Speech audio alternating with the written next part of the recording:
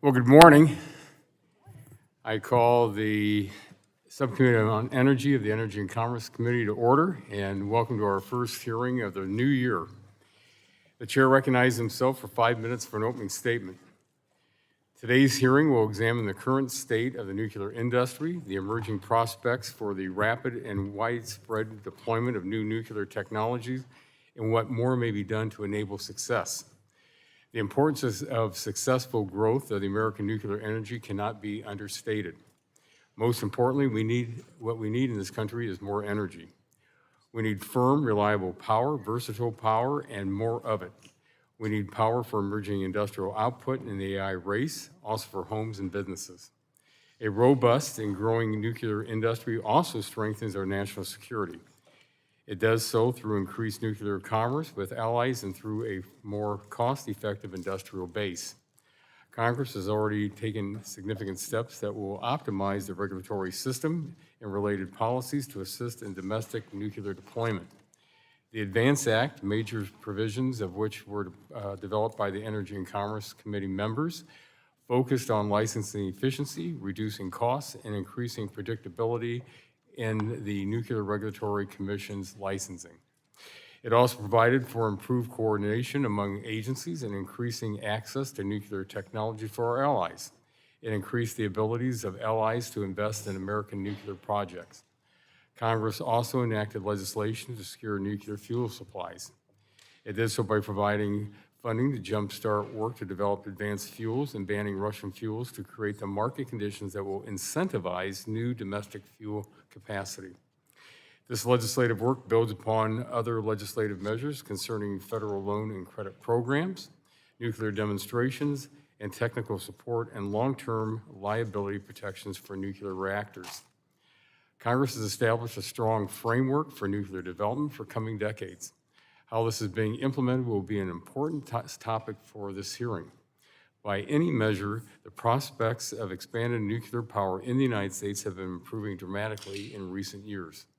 Consider that only 5 or 6 years ago, we were confronting a wave of nuclear retirements. Today, closed nuclear reactors are being restarted, and utilities are seeking to produce more power at existing sites. This Monday, NRC for the first time approved replacement of analog safety equipment with digital controls, which paves the way for modernizing safety controls across the fleet. This action, finally taken after years of regulatory churn, creates a template for other plans to seek NRC approval of digitization. There is growing interest in new builds for the large Westinghouse AP1000, the advanced light water reactor brought online at Plant Vogtle in Georgia. And a growing number of advanced nuclear technologies are moving into or through the licensing pipeline. Major new players, including manufacturers, are providing support and financing for new projects. The Trump administration, meanwhile, is also working to advance nuclear on a number of fronts. It is accelerating regulatory reforms consistent with the ADVANCE Act for more efficient, risk-informed licensing. It is working to bring in more foreign investment, accelerate innovative new technology demonstrations, and develop small reactors for military bases. How this is going and how it can work more effectively will also be a useful focus for this hearing. Our witnesses today will provide important perspective to help us assess what more may be necessary to ensure our success. Maria Korsnick, the President and CEO of the Nuclear Energy Institute, a nuclear engineer and former Chief Nuclear Officer and Plant Operator, will offer the broad industry view for what is necessary advancing nuclear. John Williams, Senior Vice President of the Southern Nuclear Operating Company, among other experience overseeing nuclear operations, brings his perspective of having overseen the construction and operation of the first nuclear units in 30 years. Judy Greenwald, President and CEO of the Nuclear Innovation Alliance, will offer the views of a leading Washington nuclear policy organization, which informs some of our work on the ADVANCE Act. And finally, John Wagner, Director of the Idaho National Laboratory, will provide the perspective of the National Lab, responsible for a substantial amount of nuclear research and development and what he sees across the landscape of the nuclear policy today. The success of our work in Congress to advance durable nuclear deployment will depend on appropriate and efficient regulatory decisions, dependable supply chains and fuels, predictable construction and deployment costs, and of course, market demand. This hearing can help us in that work. At this time, my time has expired, and I yield back, and the chair recognizes the gentlelady from Florida's 14th District, the ranking member of the subcommittee, for 5 minutes for an opening statement. Good morning. Good morning, and Happy New Year to you, Mr. Chairman, and to members and everyone here. We are really hoping for a productive year here at the committee. Americans across the country are counting on us because under Republican policies, electric bills are up by 13%, and more than 80 million Americans are struggling to pay their utility bills. Over the next 5 years, it's predicted that electricity use in the United States will increase by well over 32%. In Florida, the electric utilities just instituted the highest rate increases in the history of the state, the highest in the country. So folks are really looking to us to help solve problems. And while nuclear power is a very important piece of the puzzle, what has been working to keep pressure on lower bills and to meet the new demand has been solar, storage, and wind power. Last year through November, 92% of new U.S. power capacity generation was through solar, batteries, and wind power. Growing solar and wind resources exceeded all new electricity demand globally in the first 3 quarters of 2025. So that's why we're going to continue to highlight how damaging and expensive it is for Republicans to sabotage cleaner, cheaper energy sources that are keeping the pressure on lower bills across the board. And unfortunately, it looks like my Republican friends are entering the new year with the same playbook. While they actually should be listening to what power developers are saying and doing, they're not rushing to for new nuclear plants. They're building solar and batteries. Now, don't get me wrong. Let's be clear. Democrats strongly support nuclear energy. Just look at the leadership we provided through the Inflation Reduction Act and the Advance Act to help the country deploy more nuclear power. Nuclear energy plays a very important role. It's about 20% of the U.S. electricity generation.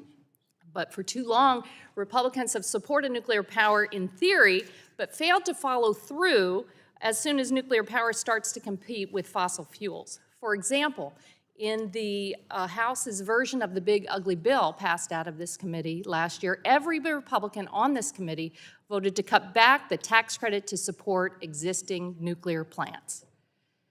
And Republicans ultimately rescinded billions of dollars to support the Loan Programs Office, the LPO, those credits in their Big Ugly Bill that could have been used to support advanced nuclear financing. All of this occurs as the LPO is on its 3rd temporary leader without a single official nomination for a director. And reports indicate that the office has lost as much as 60% of the professional staff due to voluntary resignations and DOGE cuts. See, nuclear power requires continuity and certainty, which is actively being undermined by this administration's reckless and illegal attacks on energy projects and on the independence of the Nuclear Regulatory Commission, which oversees the safety of our nuclear plants. As nuclear companies watch the Republicans cancel loans for transmission lines, illegally halt offshore wind projects already under construction, and completely upend the regulatory framework that the nuclear industry depends on, why should they trust the Trump administration to be a reliable partner? I certainly hope that this committee can provide greater continuity and push back on a lot of the chaos coming out of the administration. Meanwhile, if you look across to China, they are dominating the build-out of new nuclear power plants, hosting nearly half of the reactors currently under construction. Yet it appears that Trump and the Republicans don't want to compete Instead, the Trump administration is pursuing a foreign policy fixated on capturing other countries' oil reserves, all to produce more oil that, in the president's own words, will be shipped to China. It just doesn't make sense. We need to build out nuclear energy that will help supply the rising demand, provide greater certainty, but under the chaos of this administration, it's going to be difficult. So I'm interested in hearing from the experts today on how we get back on track, what this committee can do to help. We need financing in order to build new reactors, standardized deployments of at least 5 to 10 reactors with the same design that helps us learn, decrease cost, and catalyze commercial liftoff. And most importantly, we need confidence in the safety of the reactors. If the American public loses that confidence, then the industry will wither. And right now, the Trump administration is doing everything within its power to undermine that confidence. So I look forward to hearing from our experts today and encourage everyone interested in this industry to be communicating with this committee on how we can move forward. Thank you, Mr. Chairman. I yield back. Thank you very much. The gentleman or lady's time has expired and yields back. The chair now recognizes the gentleman from Kentucky, the chairman of the full committee, for 5 minutes for question, or for 5 minutes for an opening statement. Thank you, Mr. Chairman. And before I begin, it seems like just yesterday we were honoring or remembering Jerry Connolly, and now Doug LaMaffa. It is just such a sad situation that for his family, and our thoughts and prayers, we recognize his family. I call him the man from LaMaffa, and he came to me right after the California redistricting and said, I'd like for you to come to my district. And I said, well, Doug, that'd be great. I've always wanted to see Mount Shasta. And he says, well, I hope you like wine because I now represent Sonoma. So anyway, the laughter through tears, isn't that right, Dana? We talk about, Dolly Parton said is a motion that we've all cried for him. And if you knew him, you laughed with him. He was a wonderful man from a wonderful place, and he loved this wonderful country. So our thoughts and prayers with his family. So now he'd want us to get to business. That's what he would say. So we're starting this year with a committee examining how we're going to meet our nation's growing energy needs. And we work to remove barriers to expansion and to prioritize reliable power. We've examined why American energy dominance is essential for a productive, healthy, and secure nation. It's clear that nuclear energy is a key component. Today, we'll look at how to expand nuclear further. From 1971 to 1987, America proved its nuclear energy capabilities, with utilities connecting 87 nuclear reactors, producing 80 gigawatts of capacity to the grid, a pace of about 6 new reactors a year, a faster than larger deployment than any other nation to date. China's built 58 reactors at an average rate of 3 a year. But that deployment may increase with more than 30 reactors under construction. This direct competition with the United States in nuclear commerce has huge implications for geopolitics and energy security, underscoring the urgency of promoting American nuclear leadership. The good news is this committee's work to pass the ADVANCE Act and other policies into law has set the stage for success in the new nuclear era. Removing permitting delays, cutting licensing costs, driving faster, efficient decisions, improving international engagement, and incentivizing American supply chains. We're reaching the point that licensing should no longer be a barrier to nuclear expansion. Success now will more likely rest on construction finance and economic factors. Yet here, too, there is great new promise. Not only are utilities and state policymakers returning to nuclear and turning on retired plants, but new sources of capital investment are engaging. Major technology companies pursuing power for AI data centers have stepped up, as has the oil and gas sector, among others. I want to thank President Trump for his executive orders focused on growing investments in energy technologies. Our job as policymakers is to identify what more needs to be done to accelerate America's new nuclear era in a way that ensures safety, protects taxpayers, and provides national security. Thank you to our witnesses for being here. We look forward to hearing from each of you, and I'll yield back. Thank you. The gentleman yields back. The chair now recognizes the gentleman from New Jersey, the ranking member of the full committee, for 5 minutes for an opening statement. Thank you, Mr. Chairman. The last year has been one of the worst years for the security and safety of America's civilian nuclear fleet since the splitting of the atom in 1945. And that sounds dramatic, but I really believe it's true. President Trump and Energy Secretary Chris Wright have attacked our nuclear regulatory regime and shattered confidence in America's hard-won record on nuclear safety. If the Trump administration does not stop its attacks, American lives will be at risk. And I support safe nuclear energy. It's clean, it runs around the clock, and it provides much-needed energy security.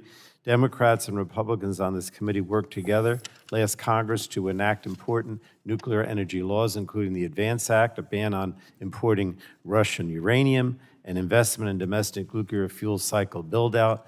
But nuclear power also needs safeguards so the American people can have confidence that it will operate safely.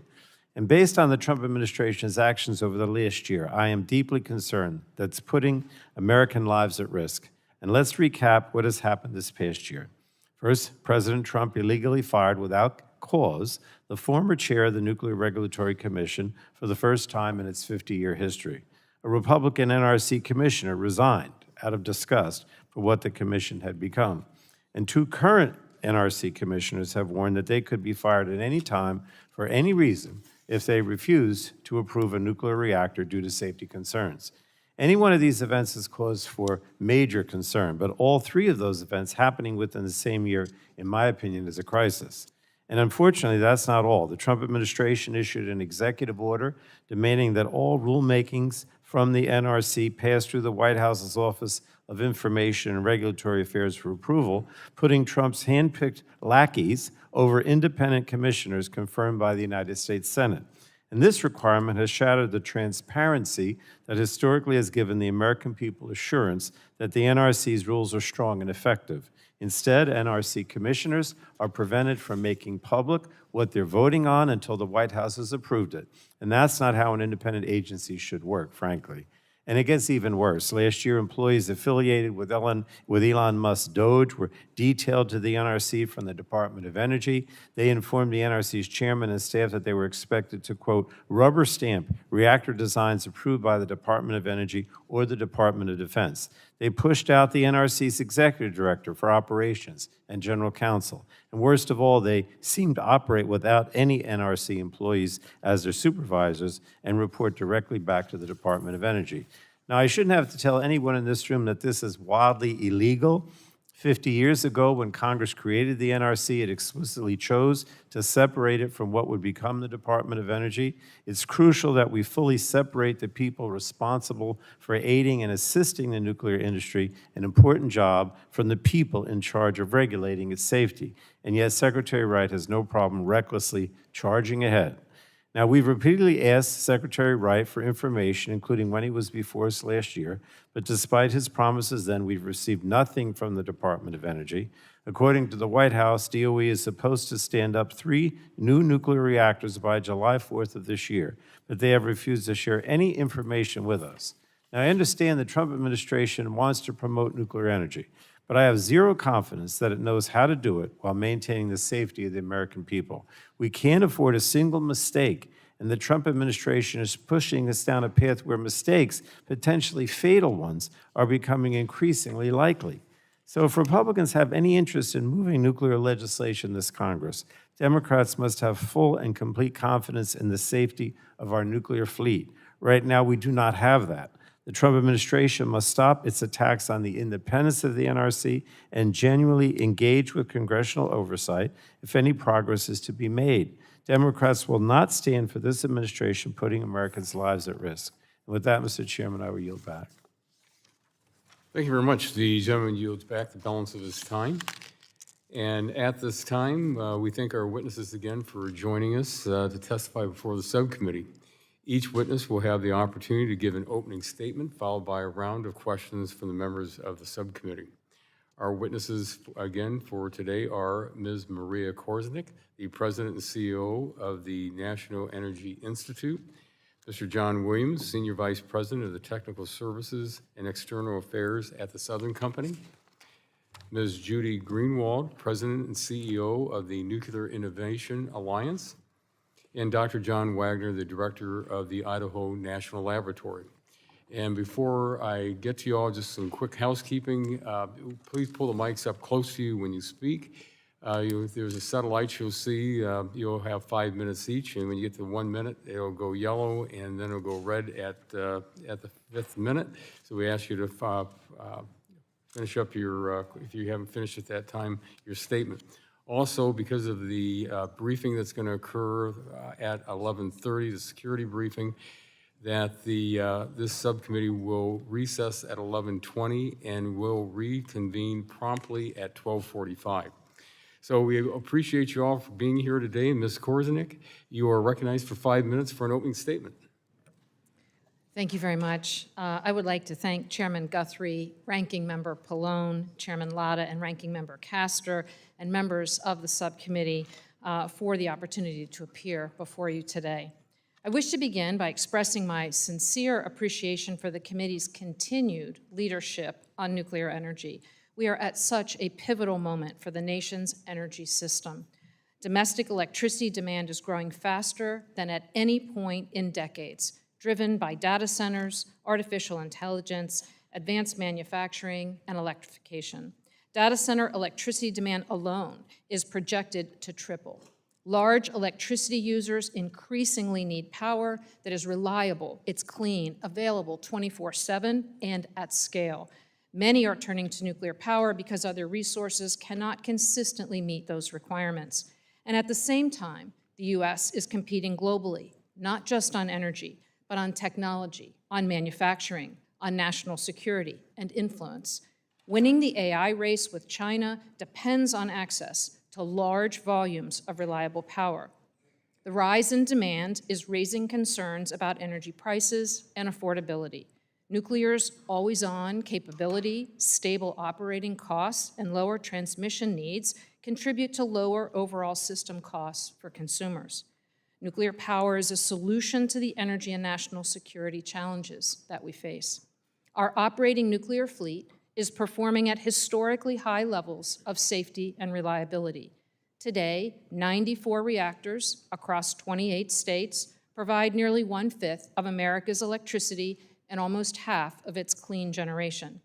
As a nation, we must build on the strong foundation established over the past 70 years.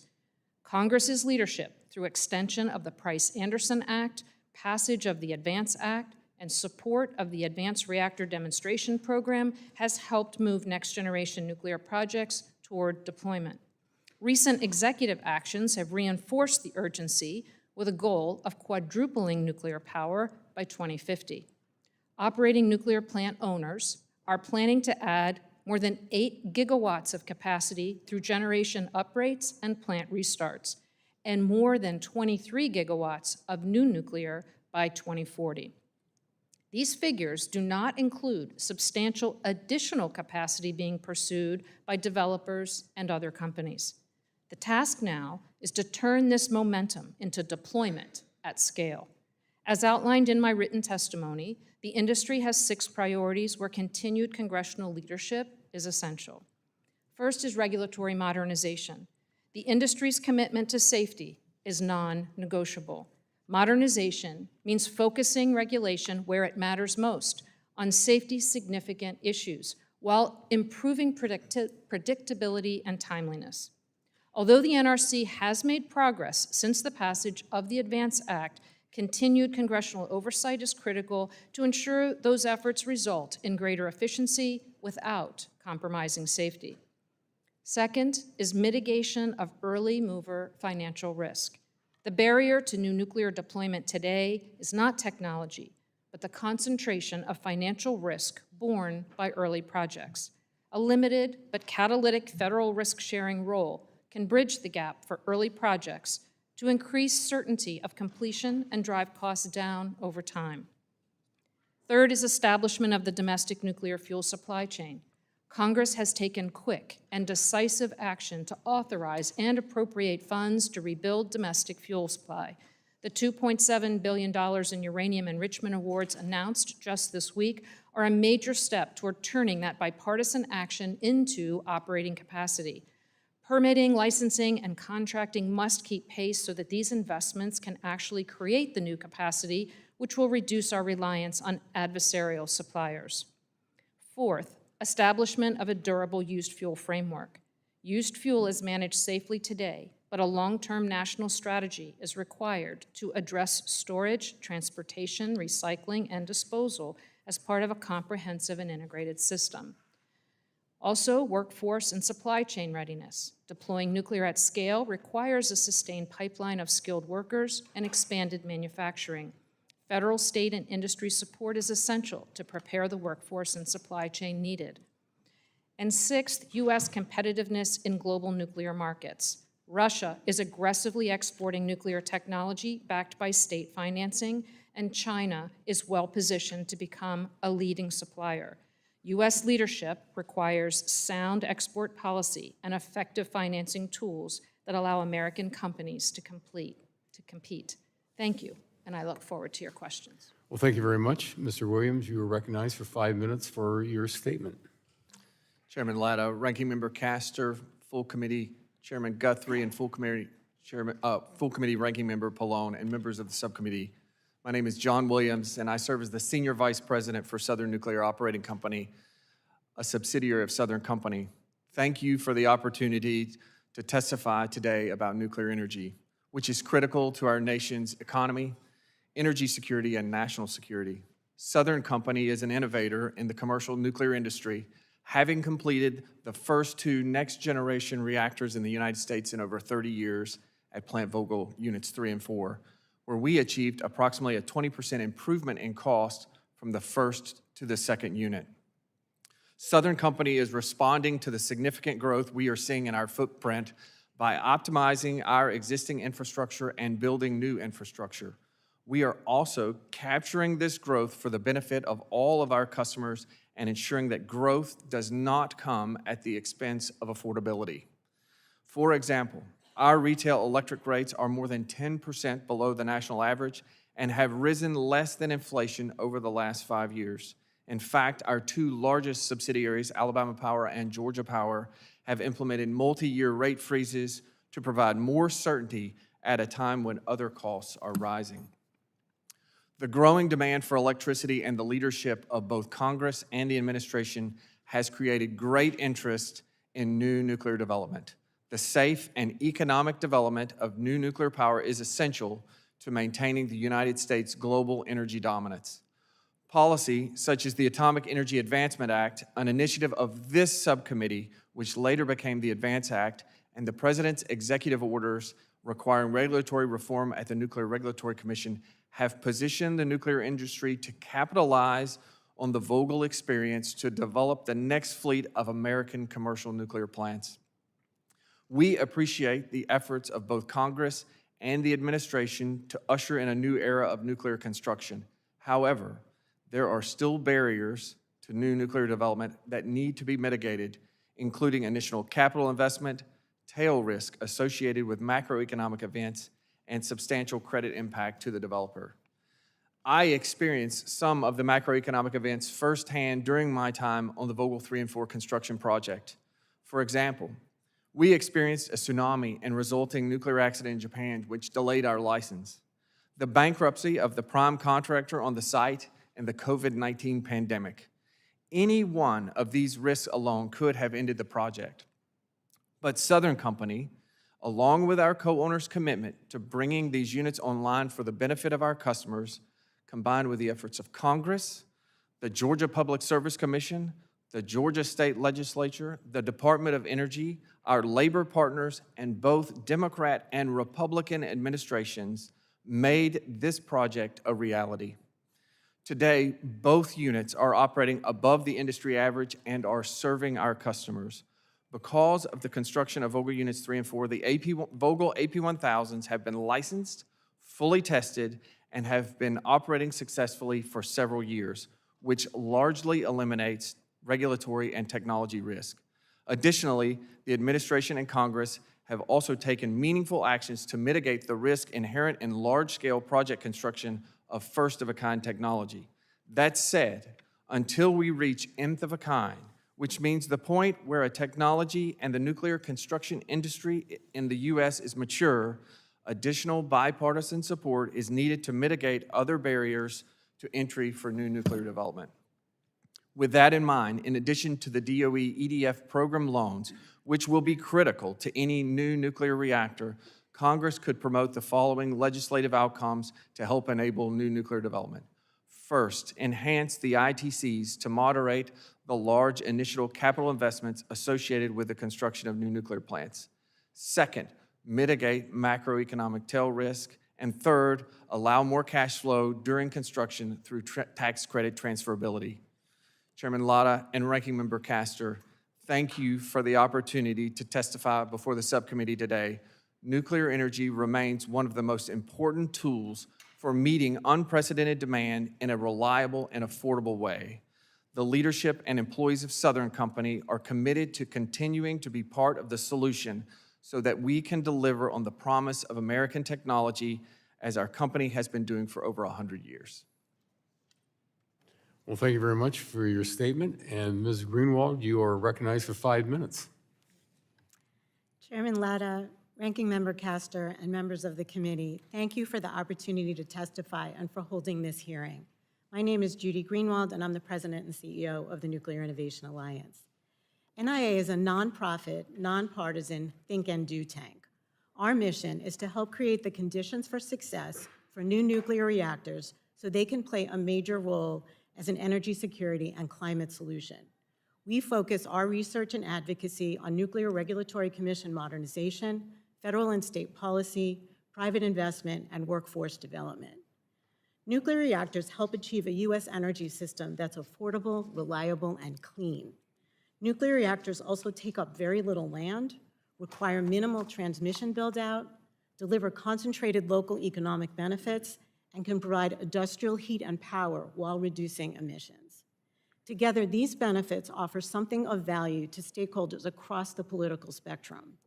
In the face of rapidly growing power demand for data centers and other economic engines, nuclear energy is a clean, firm option. That means it can ensure 24/7 reliability as well as climate progress, despite recent reductions in federal support for other climate solutions. Because of these multiple attributes, nuclear is one of the few energy technologies that enjoys durable bipartisan support. Maintaining that bipartisanship is essential to ensuring stable policy, predictable investment environments, and long-term commercialization pathways that can withstand political cycles. As commercialization efforts accelerate, how we deploy and scale nuclear energy must reinforce its credibility. This means safeguarding regulatory integrity, transparency, and public trust in the NRC. It also means adequate funding and staffing, as well as timely and effective implementation of the portfolio of nuclear commercialization policies and programs at the Department of Energy and across the federal government. DOE's loan guarantees, reactor demonstrations, and fuels programs merit especially high priority. Also, the scale, pace, and ambition of new DOE and DOD reactor programs must be matched with robust oversight. The NRC boasts a dedicated, highly technical staff and a legacy of overseeing a remarkably safe nuclear industry. As an independent, bipartisan commission, it has a long history of remaining mission-focused and relatively insulated from political pressure, strengthening its technical credibility, international respect, and public trust. NIA has long been an advocate for NRC to improve its efficiency while maintaining robust nuclear safety. We believe NRC can and must do both. This committee did tremendous work developing the ADVANCE Act, which was signed into law in 2024. This statute directs NRC to improve reactor licensing efficiency, modernize environmental reviews, reduce reactor licensing fees, enhance workforce capacity, and revise its mission statement. It's critical that NRC fully implement this law and that Congress conduct oversight to ensure its success.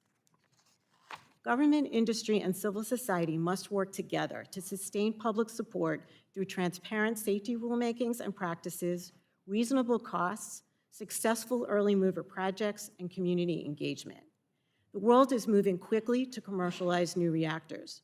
Responsibly deploying U.S. technologies at home strengthens our ability to lead abroad, set high standards, and counter strategic competitors. This is a pivotal moment for nuclear energy.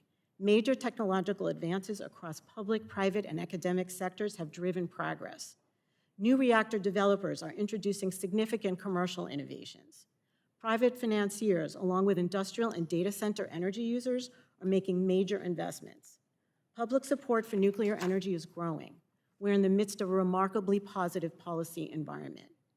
The secret to successful U.S. energy innovation and commercialization has always been a whole-of-society effort, with private sector leadership and effective government enabling. Congress's enactment of a series of major laws over the past 7 years, together with recent ambitious nuclear energy executive orders, has set the stage for success.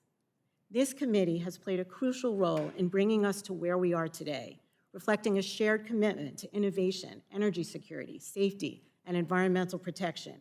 I urge you to ensure, through the exercise of your legislative and oversight responsibilities, that the U.S. government has the people, the resources, and the public trust essential to enable new nuclear energy to play a major role in an affordable, reliable, and clean U.S. energy system.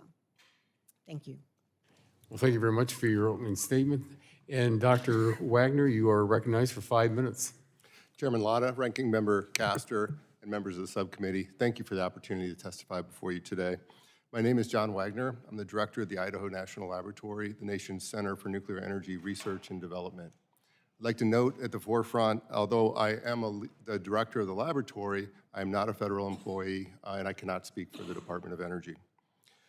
Throughout my long career so far, I have had the privilege of being involved with the design, analysis, and safety of a variety of nuclear technologies. From my early work in industry to my nearly 17 years at the Oak Ridge National Laboratory before becoming the leader of the nation's nuclear laboratory, I have had a lot of experience in all aspects of this. And so again, I really appreciate this committee taking the interest in this topic. We stand at an unprecedented inflection point for American nuclear energy. For the first time in decades, market forces, first time in my career, I'll say, market forces, national security imperatives, and federal policy have achieved remarkable alignment. The question is no longer whether America needs nuclear energy, but how much, how quickly, and how to make it happen. The urgency cannot be overstated. As was mentioned by several who spoke before me, to put this in perspective, the United States commissioned over 100 nuclear power reactors between 1970 and 1990. Yet in the more than 3 decades since, we've brought on only 2 new reactors, thank you to Southern Company, while more than a dozen have shut down. Meanwhile, China and Russia have advanced their nuclear capabilities and now account for 94% of all reactors under construction worldwide. China is on pace to surpass the U.S. in nuclear generating capacity by 2030, the first time any nation will have exceeded the United States in nuclear capacity. We must reclaim nuclear leadership to achieve American energy dominance and project American values and standards globally.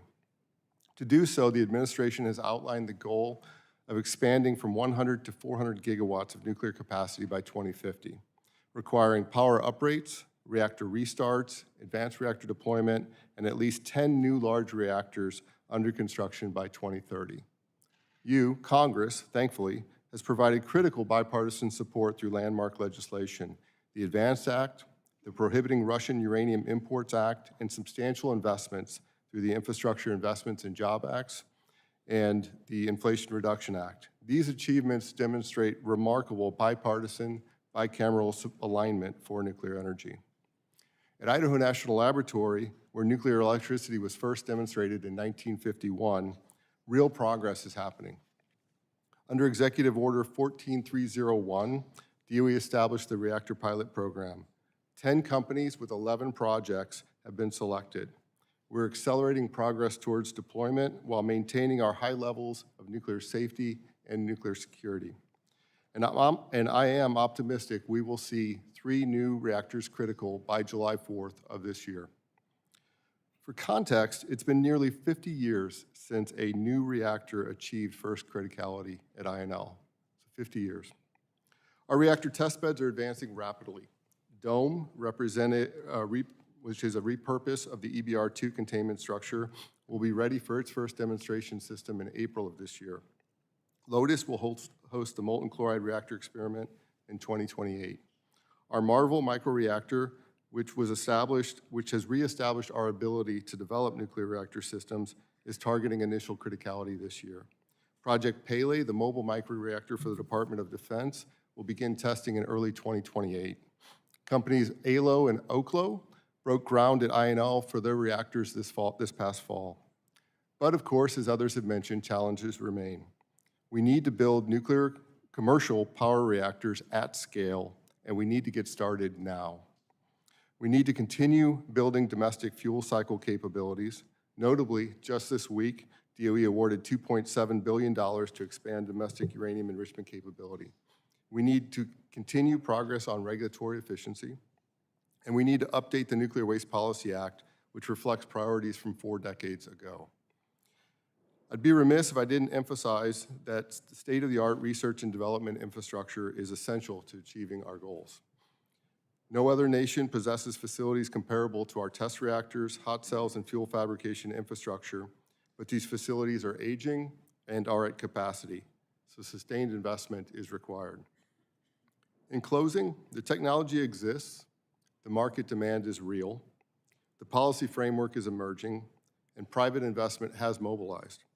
At INL, we are rising to meet this moment, accelerating reactor demonstrations, strengthening fuel cycle expertise, developing workforce, and embracing AI while maintaining an uncompromising commitment to safety and excellence. I want to thank you again for the opportunity to be before you today, and I look forward to your questions.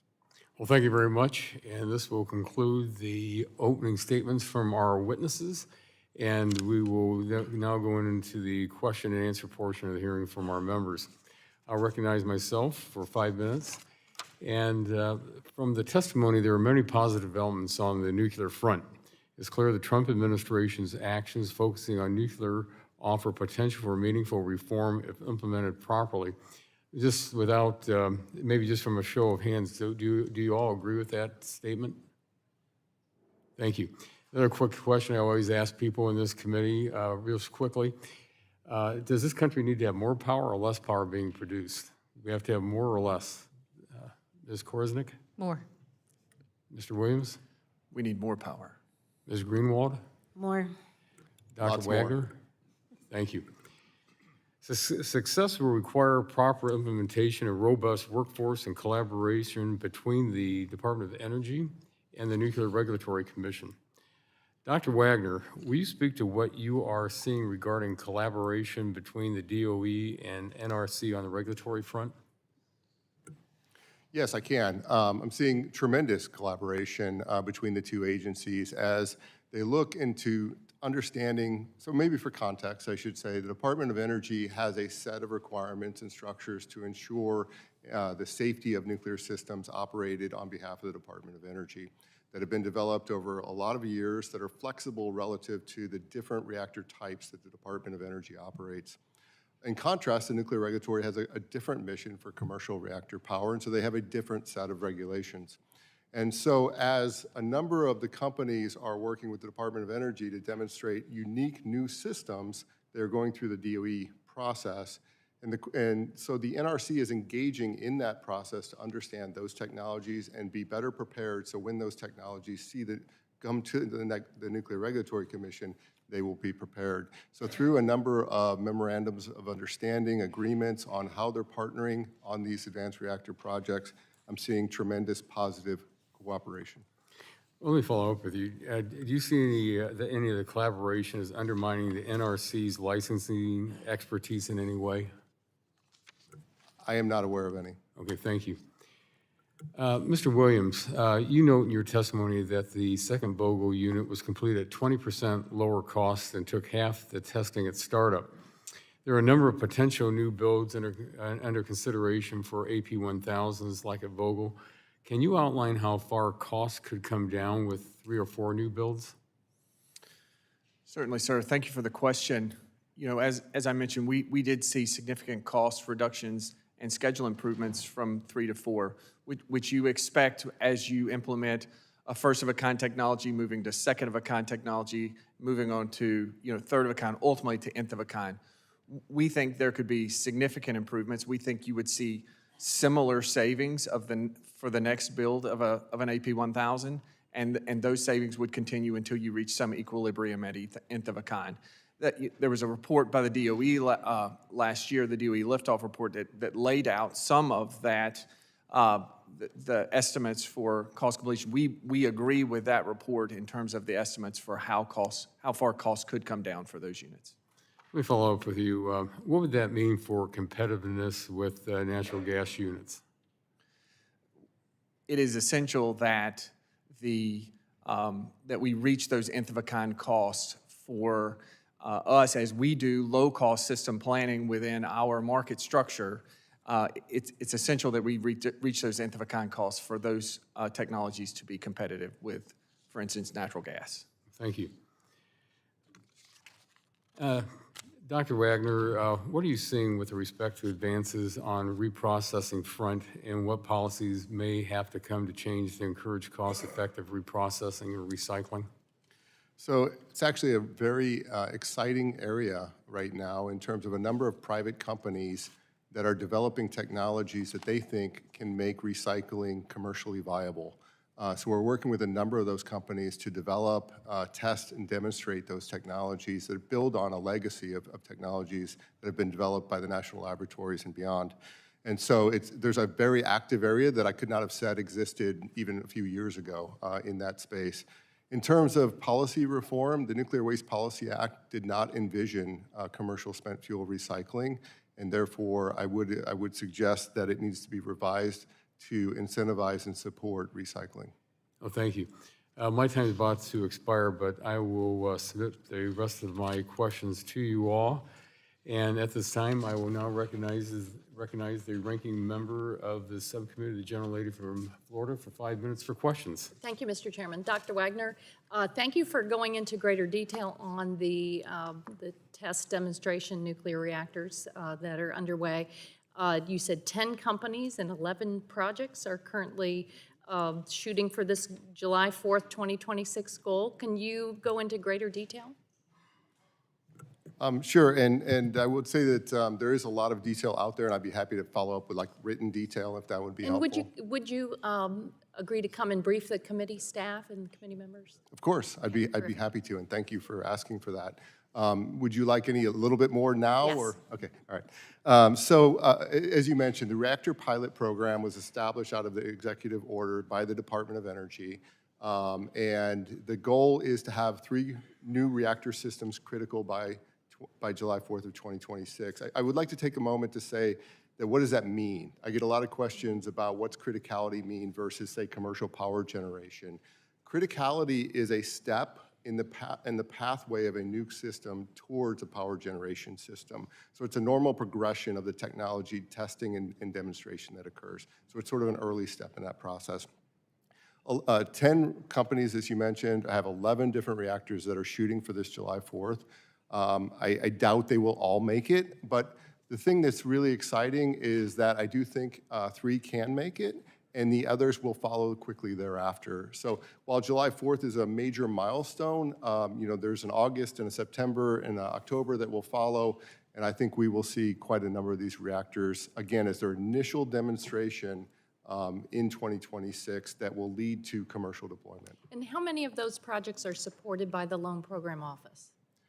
I'm not aware that any of them are supported by the Loan Program Office. I'll put a question, I'm not aware that any. What is the funding mix, their private sector contributions versus U.S. taxpayer contributions? So they are, there is some variations, but they are majority private sector funded. So when these projects were selected by the Department of Energy, what they sort of won was access to support and DOE licensing and facilities to the extent that we have it, but they were responsible for their own costs for these projects. Great. Well, we'll look forward to the detailed briefing moving ahead. Thank you. Ms. Greenwald, you mentioned in your testimony that historically Congress chose to separate out the role of the Nuclear Regulatory Commission ensuring the safety of nuclear reactors from the role of the Department of Energy, which conducts research and supports, promotes the industry. Why is that separation important, and how does it help maintain confidence in the safety of our civilian nuclear fleet? Thank you for the question. It's all about public trust. And the decision that was made to separate AEC into, sorry for the alphabet soup, to NRC and what was then ERDA, which became DOE, but to separate out the NRC with the agency that became DOE, that was actually supported by both supporters and opponents of nuclear energy, or people who are concerned about nuclear energy, because they thought it would increase public trust in the technology, and they also thought it would give an opportunity to make the case both for and against particular technology decisions. So I think it was, at the time, and this was in 1974 in the Energy Reorganization Act, that decision was made. What about today? Because of the assault on the NRC, the kind of big footing by DOE of the NRC, our safety regulatory agency, what is the risk going forward? So we definitely want to make sure that we maintain this separation and maintain NRC's independence.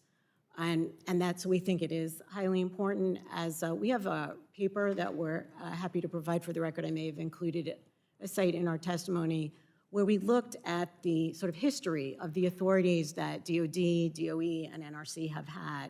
And DOE and DOD have had authorities to oversee and authorize or allow for projects for quite some time. And so they do have experience. They have some different rules and approaches, but it is possible for this to work out quite well. And I actually agree with Dr. Wagner that they're making progress on making sure that this goes well, and NRC, in With fact, my is- last 15 seconds, sorry. are you concerned at all with the loss of professional and technical staff? Yes. At the NRC and DOE. DOE has lost over 3,500 professional staff over the past year, including the Office of Nuclear Energy. Yes, this is why I'm focusing so much on that in my testimony, is that we really want to make sure that both DOE and NRC are sufficiently staffed to capably exercise these responsibilities and implement these important programs. Thank you very much. The gentlelady's time has expired and yields back. The chair now recognizes the gentleman from Kentucky, the chair of the full committee, for 5 minutes for questions. Thank you very much. I remember, I'm old enough to remember back in the 1970s about when those bills were passed, and movies like the China Syndrome and those kind of things came out. I was a kid during the time, but I remember it. I remember the fear that people had, some legitimate through my line, had some issues, but that was also stoked. And it set us back as developing our nuclear energy. And so what we need to make sure people know that there is a regulatory structure in place, there is technology in place, it's a different world. And people ask me all the time, can SMRs, for instance, be safe? And I say, well, you put SMRs next to the most deadliest payload known to mankind, put a bunch of the best in the world, well, the best would go into the Army, but the second best in the world in the Navy. I'm kidding, I love the Navy. Think about 18 to 25-year-olds, put them underwater and send them around the world. You got 18, 25-year-olds running it, governed or commanded by 35 to 40-year-olds. And so we can do this, we can do it well, and we need to do it and do it well. So Mr. Williams, you were just directly involved with the NRC, Nuclear Regulatory Commission, the construction of the Vogtle units. Can you speak briefly whether NRC was a problem in that process? And what is your current experience with NRC given the reforms? Sure. Thanks for your question, Congressman. You know, I can say as we built Vogtle 3 and 4, we said that safety and quality was our most important priority during that project. We did that and have demonstrated that through its operation. I can say that throughout the construction, we had more than 150,000 inspection hours by the Nuclear Regulatory Commission of the construction process, but at no point in time did their oversight, was it part of the challenges that we experienced at Vogtle 3 and 4. It was constructive, and they provided the necessary oversight necessary to make sure. I would say in recent experience related to our operation, we continue to see a strong regulator. We have our resident inspectors on site performing oversight of our day-to-day activities. We have robust and challenging discussions with the staff at the commission for license amendments that are there. So we continue to see a very strong regulator. That's good, because we need that, because we need people to have confidence that we can do this, and we absolutely have to have that. So last year, Secretary Wright said, the U.S. is ushering in a true nuclear renaissance. Meeting this demand will require strong partnership with our allies in collaboration with the private sector innovators. So Ms. Korsnick and Mr. Williams, Ms. Korsnick first, and both of you answer this. Significant investments in U.S. nuclear fuel are currently underway, and additional funding for projects has been announced this week by DOE, including 2 in Paducah, Kentucky. Nevertheless, here's the question, will continued supply of fuel service from closely allied nations like Canada, the UK, Europe, continue to be important to the operation of the U.S. nuclear fleet for the next generation? So, is it going to be important that we work with our allies to get this done? Absolutely. You need a diversified fuel supply, and working with our allies on both natural uranium as well as conversion and enrichment, I think is critical going forward. Thank you. Mr. Williams? I agree completely with Ms. Korsnick. Okay, and so this is for all of you. We start with, since you guys have answered, we'll start with Ms. Greenwald. With the growth of AI and advanced manufacturing demand combined with congressional action to streamline licensing, what opportunities are you seeing for changing some of our approaches to regulation or financing and help deployment? You and Ms. Greenwald, do you have any comments on that? And then we'll do Dr. Wagner. Yeah, so actually, you're doing a lot on AI. I'll just say very briefly, so we see AI helping in both directions or being extremely relevant in sort of both sides of this issue. One, it's creating a lot of energy demand, and it needs a lot of reliable power, and nuclear energy can provide that. Also, AI provides a lot of tools to do things more efficiently, and we can apply that in the design process, in the licensing process, and in the operations process to make sure that we can use these artificial intelligent tools to do all of this work better and more efficiently. Thank you. Dr. Wagner? I think Ms. Greenwald said it well. You know, AI needs nuclear power for us to enable continued U.S. leadership in the AI for our infrastructure. And we see a lot of opportunities that we're pursuing now for AI to accelerate nuclear energy design, analysis, safety reviews, and ultimate manufacturing and operations. So we're looking at AI tools and capabilities and robotics across that entire spectrum. As a national laboratory, that's the type of things that we do. All right. Thank you. And my time has almost expired, so I'll yield back. Thank you. Thank you very much. The gentleman yields back, and the chair now recognizes the gentleman from New Jersey, the ranking member of the full committee, for 5 minutes for questions. Thank you, Mr. Chairman.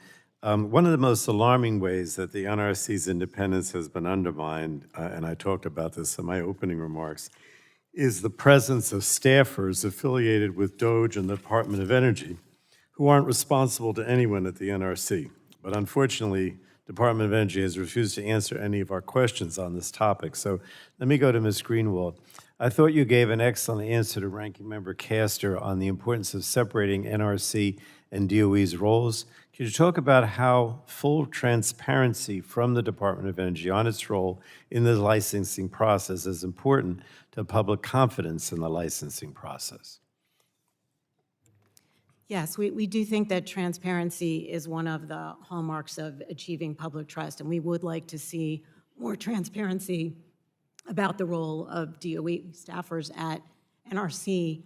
We also think actually on the issue around these DOE authorization of reactors, which is something that has happened for a long time, but hasn't happened in the past as often and with as great a pace and intensity as is happening now, is really important that DOE be more transparent than perhaps it has been used to historically. And we actually think DOE has a pretty good story to tell and that they should be transparent about it.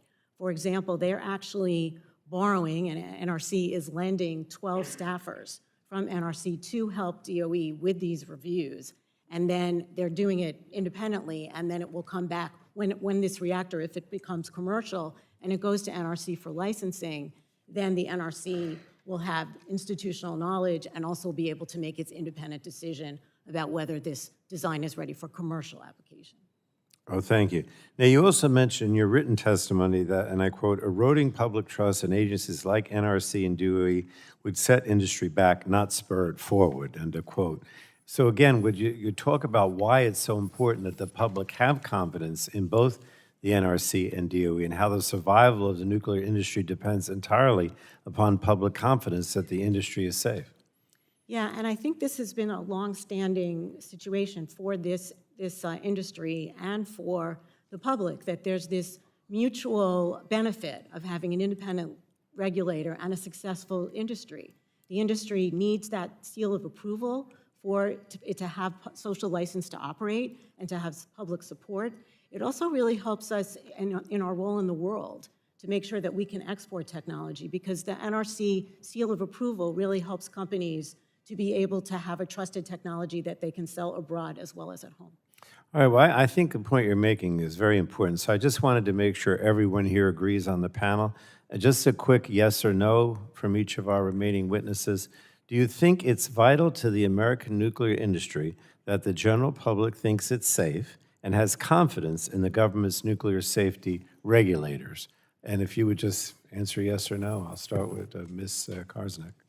Yes, absolutely. All right, Mr. Williams? Yes. And lastly, Dr. Wagner? Yes.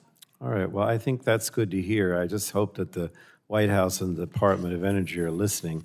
I mean, the problem that I see is that, you know, the Trump administration's actions undermine the independence of the NRC, and it's really alarming to me how much they've tried to do that and have succeeded in doing it.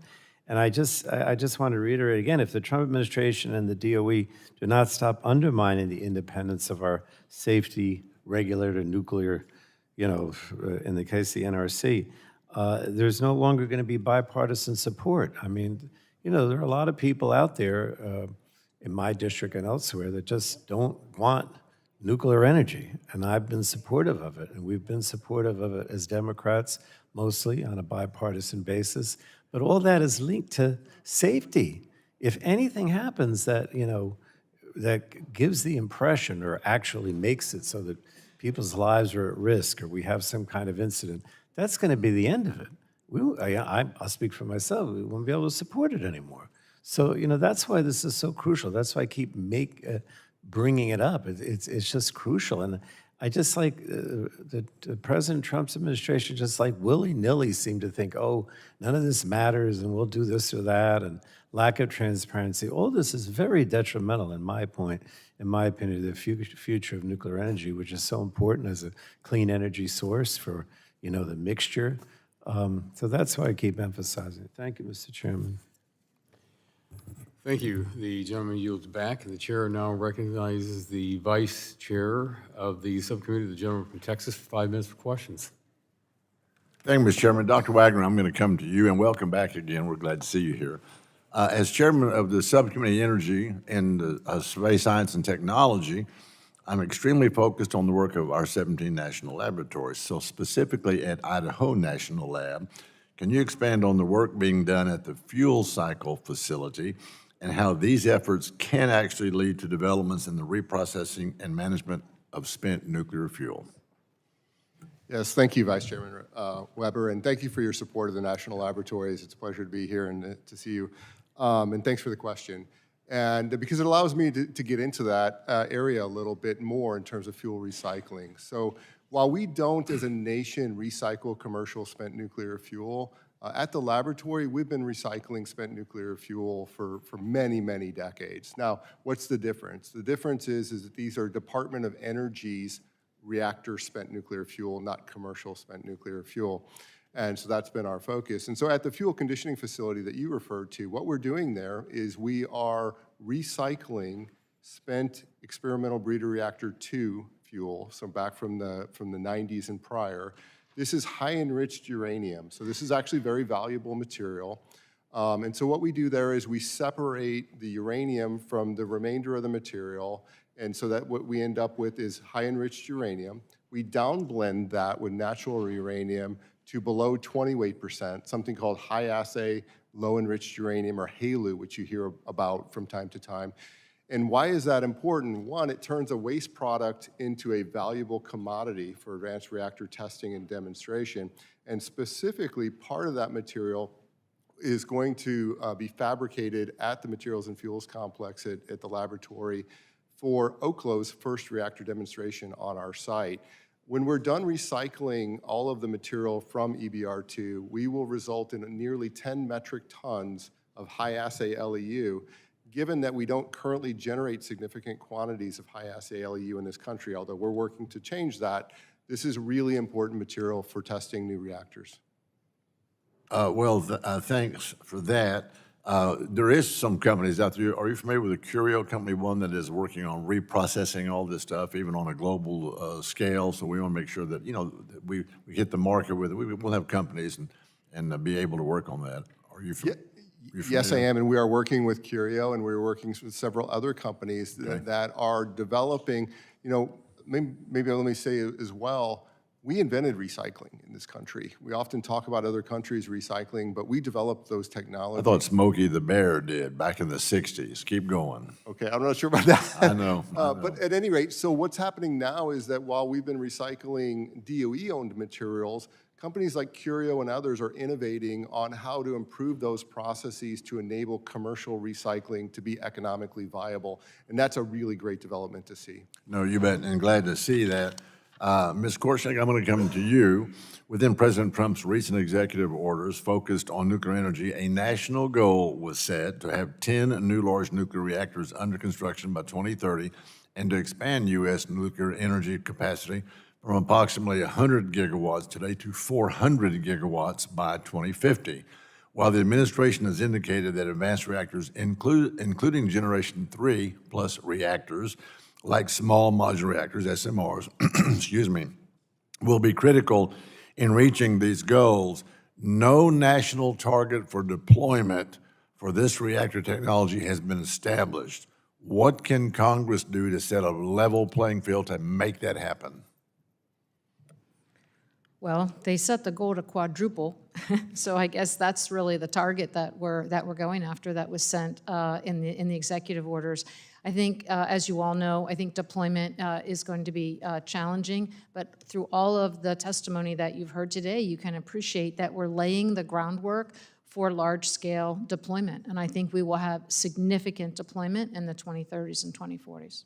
Are you aware, and this is really a question for all of the panelists, are you aware that there are there's many, maybe public, and some political organizations, even elected officials, who raise unfounded concerns about that goal? Are you aware of that? Unbounded concerns about what, sir? They're hitting that goal that we're talking about? Well, I think there's concerns just because it's so hard, right? It's an incredibly aggressive goal. And I think we shouldn't, in my opinion, get wrapped around, do we meet that number? The point is the pursuit of that number is driving the right behavior. We can do it safely and cleanly, can't we?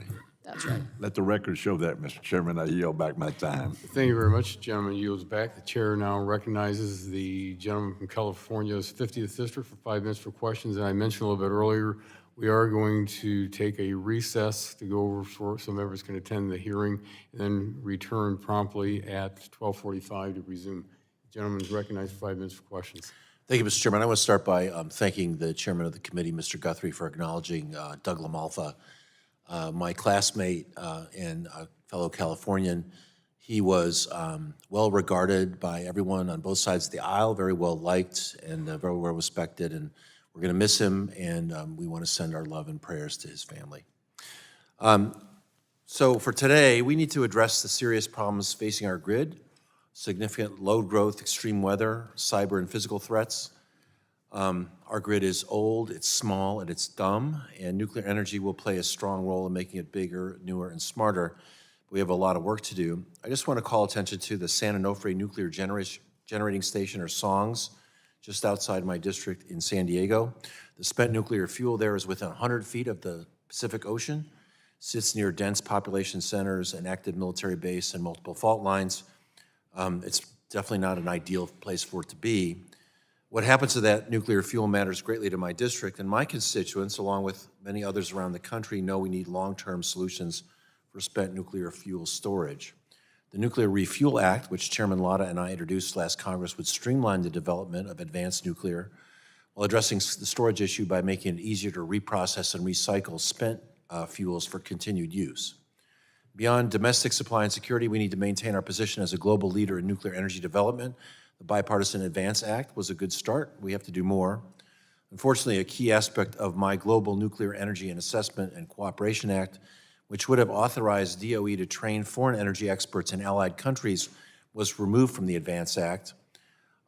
If our goal is to build American leadership in the nuclear energy space and to compete across the globe with Russia and China to help other countries build reactors and meet their energy needs, we have to ensure those countries have the expertise required to maintain and operate those nuclear reactors responsibly. And it should go without saying, but I guess this week it doesn't go without saying, that we need allies around the world to be able to win this war with China and Russia, and we ought not to take those alliances for granted, let alone do things that would be absolutely inconsistent with friendship. We have to focus on how we can work with our allies to figure out how to make nuclear leadership and nuclear energy, how to project nuclear American leadership instead of allowing our competitors to flood the zone with dirty and dated reactors. Ms. Greenwald, can you just talk a little bit about the technical and economic barriers that hold back spent fuel recycling, which would address some of the growing spent fuel concerns we have? Certainly, thank you for the question, and thank you for your leadership on all these legislative efforts. We really appreciate your thoughtful approach to these issues. We actually have a great report for you, which is a thing I say a lot at NIA, and it's called Recycling Reconsidered.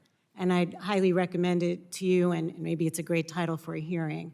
Basically, what's happened over the past few decades since the U.S. decided not to pursue recycling is that we've seen a lot of change. We've seen a lot of technology innovation. We've seen a lot of businesses who are interested in using the isotopes that are embedded in spent nuclear fuel and using it for good purposes like medical uses and other industrial demand. So we actually see a lot of change, and so I think it is time to look again and see whether we can do a good job of recycling with different types of approaches, different technical approaches, different business approaches. Anything that we would have to do on recycling, we would have to make sure that it meets safeguards, robust safeguards and security standards. I guess and that's those are sort of good comments. They're sort of general. Are there specific things you'd like to see the country do to help support recycling? Yeah, we have in this report that I'll be happy to get to you, one of the recommendations, for example, we have is we think the Loan Program Office should actually be open to lending to the development of these types of technologies. Yeah. We think that would be we're big on innovation at NIA, and that would be a great way to prompt this innovation. We also understand that the administration is working on a total spent fuel strategy, including recycling, and we have made recommendations in that report that we hope will inform their work. And so having a strategy broadly and also some specific things they could do.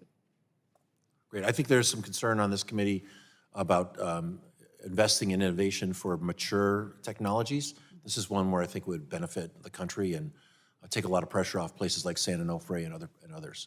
Mr. Chairman, thank you for the hearing, and I yield back.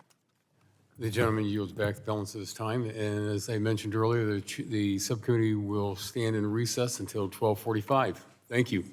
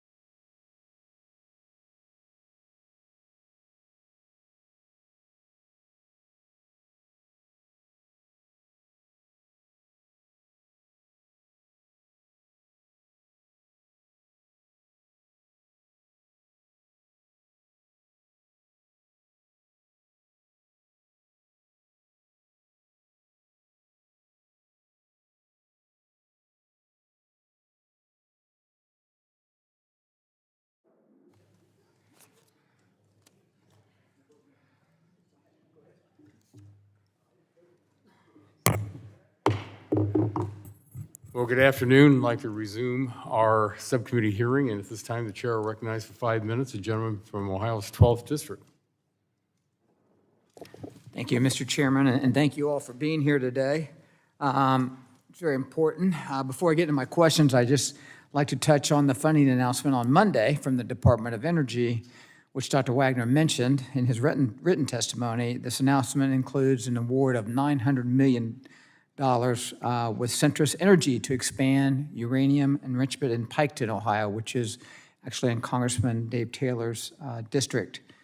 I'm a little north of there, up in central Ohio. So I just wanted to take this opportunity to thank our national labs and the Department of Energy and say that I'm very excited for Ohio's role as a continued leader in nuclear energy innovation and securing our domestic nuclear energy supply.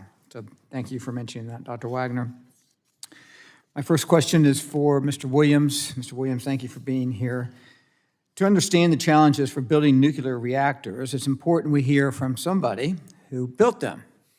Mr. Williams, I'll direct my first question to you. Your testimony details some of the lessons learned with Plant Vogtle and the significant efficiencies gained on Unit 4 once Unit 3 was completed.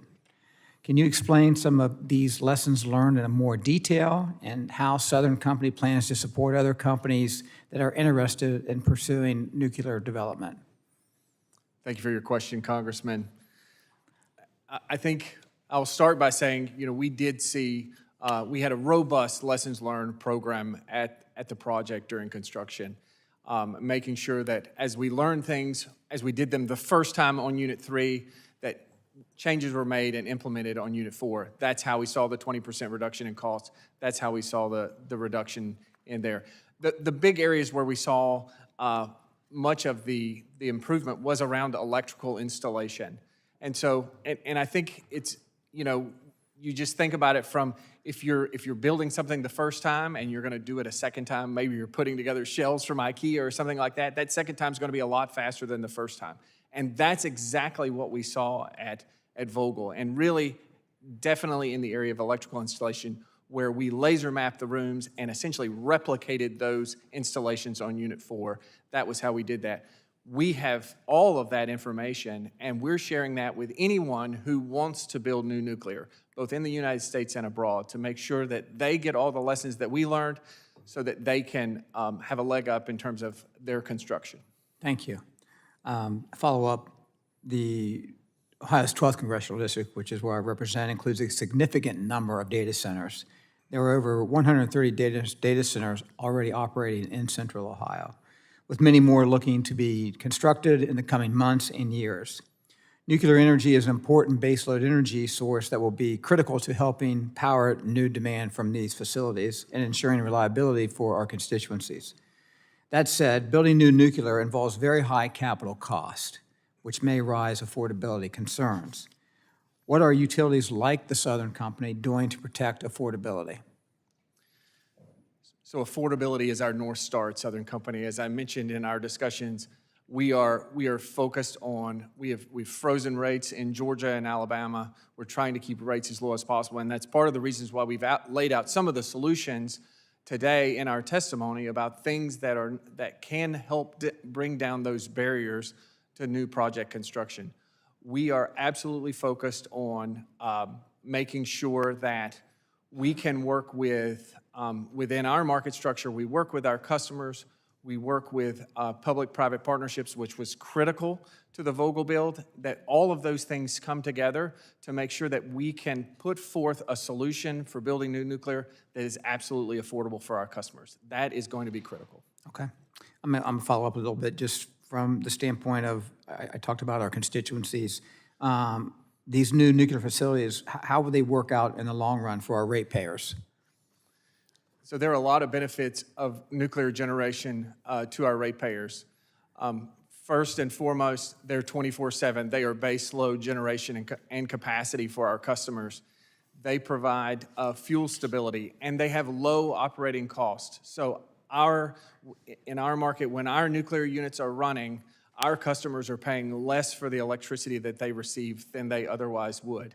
Those benefits absolutely, over the 60 to 80-year life of that plant, provides significant benefit to our customers. Okay, thank you. And Mr. Chairman, I'll submit the rest of my questions. Yield back. Thank you.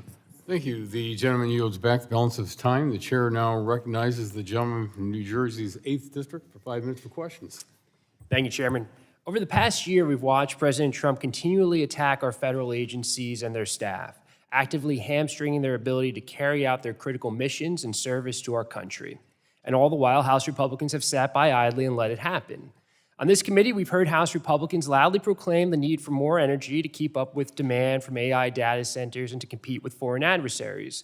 Some argue for an all-the-above energy strategy, but only when it's convenient for them. Suddenly, when the conversation turns to connecting clean, renewable energy to the grid and actually addressing the need for more energy, they don't want an all-the-above strategy anymore. I think everyone on this committee can agree that nuclear energy poses significant safety risk and environmental concerns for the American people that we must address. Regardless of your stance on nuclear, this is just a plain and simple fact. Ms. Greenwald, just yes or no, isn't the role of the Nuclear Regulatory Commission to ensure that nuclear reactors can operate safely? Yes. So in other words, the NRC keeps our communities safe, is that correct? Yes, although I know you like yes or no, but it's also in partnership with the industry. The industry has a huge role in ensuring safety. I appreciate that, thank you. And can you briefly touch on how NRC's independence helps to achieve that goal?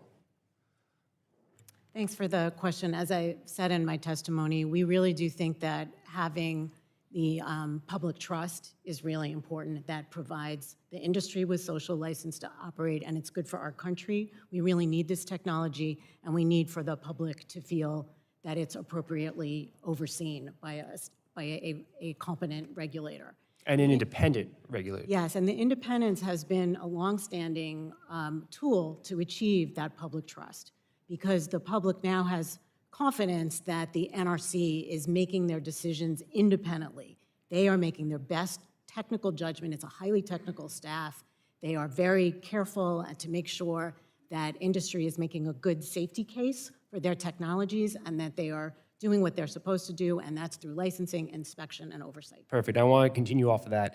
But unfortunately, we've seen this administration blatantly go after NRC's independence, which jeopardizes the safety of nuclear energy. Since taking office, President Trump illegally fired NRC Commissioner Hansen years before his term ended, has made other commissioners feel as though they could be fired at any moment if they go against the administration, set expectations that NRC would rubber stamp reactor designs given to them by the administration, issued several executive orders targeting NRC, installed DOJ staff at NRC to bypass commissioners, and pushed out senior staff who are critical for NRC operations. That's in addition to cuts to Department of Energy staff who are responsible for nuclear energy programs. None of this helps ensure that the deployment of nuclear technology is safe for the American people, nor does it help the nuclear industry in any way, to your point. All it does is set us back on meeting our energy goals. Ms. Greenwald, I know you mentioned this in your testimony, but I want our committee members to hear it again. You made clear earlier that NRC independence is essential to safety.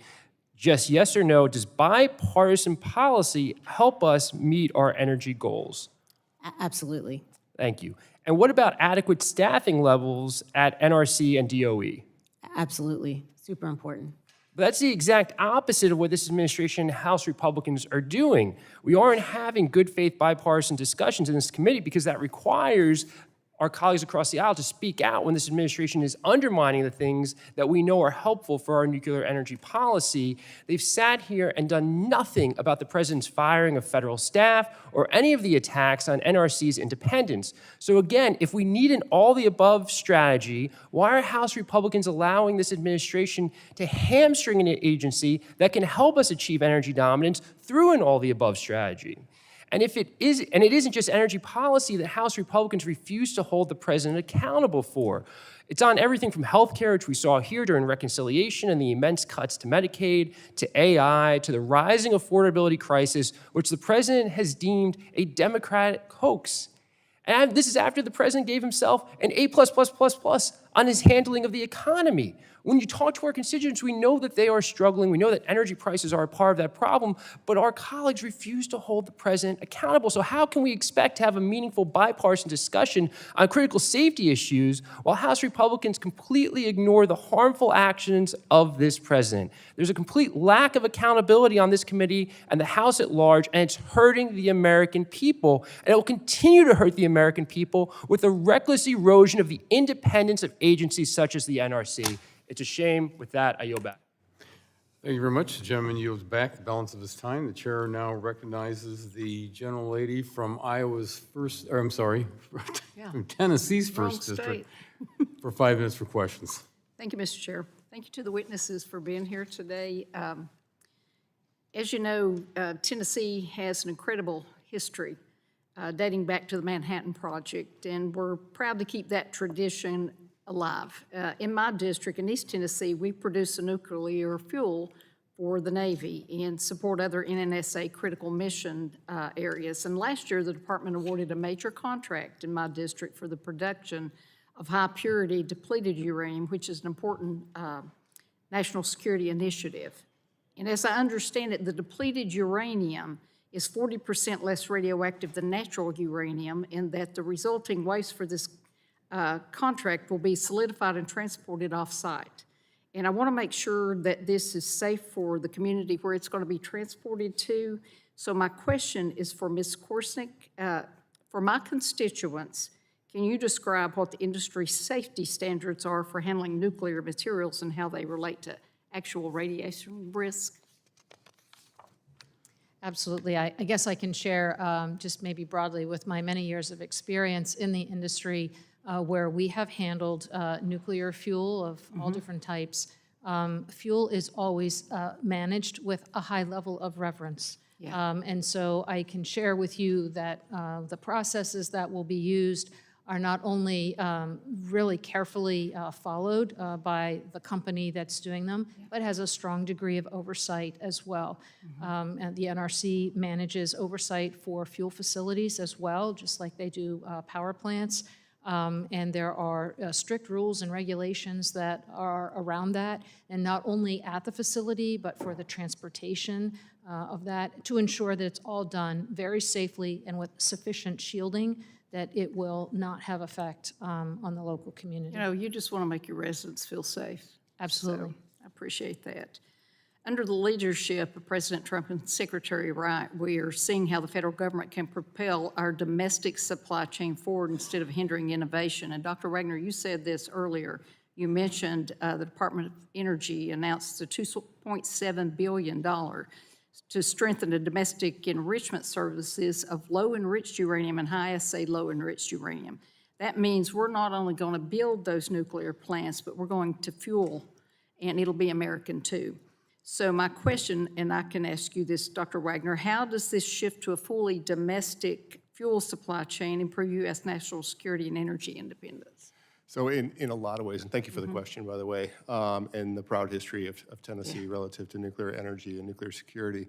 And I would start by saying that almost all of our uranium that is used in our commercial power reactors is coming from overseas. Some from allied nations and some from not. On order of 20 to 25% of our material has been coming from Russia. That puts a dependency on an allied nation, I'll just say. Yeah. And critical to not only our current operations of our reactors, but certainly any expansion and future growth. And so this investment in enrichment, domestic enrichment capability that we basically let atrophy over several decades as we relied on foreign countries, fixing that is going to take some time and some money. And so this is a huge, huge step forward to ensuring our domestic fuel supply. So I'm really pleased to see those announcements this week. Me too. Do you forecast any challenges we might have to navigate to ensure that these federal investments in HALEU deconversion and enrichment services interact effectively with private sector planning as we advance reactors and then we move from the demonstration to the deployments? Like often, you know, there's overlapping timelines there. I would say there's a couple points here. One is, as you probably are well aware, is a bit of a time mismatch, particularly on the production of high-assay, low-enriched uranium Right now in the US, there's only one company that's able to do that, and it's at a very small scale, and so that needs to scale up. Meanwhile, we have an active advanced reactor deployment set of companies that need that material now. And so one of the challenges the department has is how to fill those near-term needs in this time mismatch, if you will. And again, that's why it's so important that those awards were done this week. The other aspects of it is more just normal commercial infrastructure, construction, jobs, supply chain, and so forth that they'll have to work through. Just takes time. Just takes time to rebuild what's been degraded. So with that, Mr. Chairman, my time's almost up, and I'll submit questions for the record. Well, thank you very much. The gentlelady yields back, and the chair now recognizes the gentlelady from Virginia's 4th District. 5 minutes for questions. Thank you, Chairman Latta and Ranking Member Castor, for holding this very important hearing, and thank you to our witnesses. Safe and well-regulated nuclear energy has to be a key part of any energy strategy that seeks to increase capacity and affordability to meet our growing energy needs. I think all of the witnesses have spoken to that. And this hearing takes an important step in shaping that strategy. However, we can't ignore the context in which this hearing is taking place. While the chairman and the Republicans on this committee have said they support an all-of-the-above energy policy to generate enough energy to meet all of our demands, they've sat idly by while the Trump administration undermines the Department of Energy and the Nuclear Regulatory Commission, eviscerates their staffs, ensnares our nation in regime change in Venezuela at taxpayer expense and in an effort to exploit that country's heavy crude oil reserves, and canceled or paused dozens of major clean energy projects that would have dramatically increased our energy production capacity, including the Virginia Coastal Offshore Wind Project paused over the break, which was estimated to be completed later this year and generate up to 2.6 gigawatts of power when fully operational to support the fastest growing part of America's energy grid, producing 9.5 million megawatt hours annually, or enough to power over 900 Virginia homes. At a time when this committee talks about the importance of permitting reform, this pause has left a major electric supplier in Virginia wondering if they can even rely on the permits once they get them. So you can understand why I'm a little skeptical that under the current administration, we can be truly prepared to make safe nuclear energy a serious part of our energy strategy. But I'm hopeful that we can do so. So, Ms. Greenwald, you established for the ranking members the importance of the NRC's independence. How could efforts to undermine the NRC's independence negatively impact the nuclear energy industry and our ability to quickly roll out new technology in the nuclear space and keep up with nuclear plants being deployed by our rivals? Thank you for the question, Congresswoman. I do think, I've said this already, but I'm happy to say it again. We do think that the independence is very important. Our really important thing from our perspective is to make sure that we have public trust in nuclear deployment. And we really think that having a competent NRC that's well-staffed, that is independent in a number of ways, as you may recall from my testimony, there's a number of aspects of independence that we need to think about, and it's very important that the NRC is transparent, competent, well-staffed, and does its job well. That's in all of our interest. And on transparency, you have mentioned that changes to the NRC's rulemaking process decrease transparency and raise serious concerns about stakeholder ability to engage in the rulemaking process. And I can tell you, we have seen firsthand on a number of energy projects that the minute that you lose public trust in the transparency of the process, that project is going to be opposed, whether it's a good idea or not. And so can you elaborate on your concerns about this decrease in transparency? Yeah, there's a couple of issues. The specific issue is that there's a new executive order separate from the executive orders that focus on accelerating deployment of new nuclear energy and U.S. leadership in nuclear energy, and that applies to all agencies that were formerly considered independent, at least some still, hopefully still independent, depends on how the courts deal with this. But basically, all of those agencies are newly under a process whereby their rulemakings are reviewed by the White House Office of Management and Budget, and they have an office called OIRA, which is the Office of Information and Regulatory Affairs. And that process introduces several rulemaking steps that mean that the public and the stakeholders won't see certain processes that normally in the past we've seen as the rules go through the NRC. So we won't see things that get to the commission, and we won't see various steps. We think that it would be much better if we maintain transparency. There may be other ways to do this, but we think it's very important that stakeholders, industry, folks like us who have an interest in the success of the nuclear sector have an opportunity to weigh in. We think that makes the rules better. We think that having good stakeholder engagement, effective, timely, we're all, I think, willing to quickly review things, but we definitely have to have sufficient time. So I think that's the concern, and we think it's actually solvable with creative solutions and making sure we actually pay attention to the importance of this. Thank you. I yield back. Thank you very much. The gentlelady's time has expired and yields back. The chair now recognizes the gentleman from Georgia's 12th District for 5 minutes for questions. Thank you, Chair Latta, for holding this important hearing on the future of nuclear energy. I want to thank the witnesses for being here to testify. John, it's great to see you, as always, and our great partner, Southern Company, in the state of Georgia. Nuclear energy has a pivotal role to play in reclaiming American energy dominance. I think there should be no question about that. As the largest clean energy site in the United States, Plant Vogtle in Georgia's 12th District is leading the way in our nation's nuclear future, where Units 3 and 4, the first 2 nuclear energy units to be built in the United States in over 3 decades, are fully operational and providing a stable baseload supply of electricity to Georgia homes and businesses. And again, I want to shout out to Southern Company and Georgia Power for, it was tough, but we got it done, and boy, those things are humming.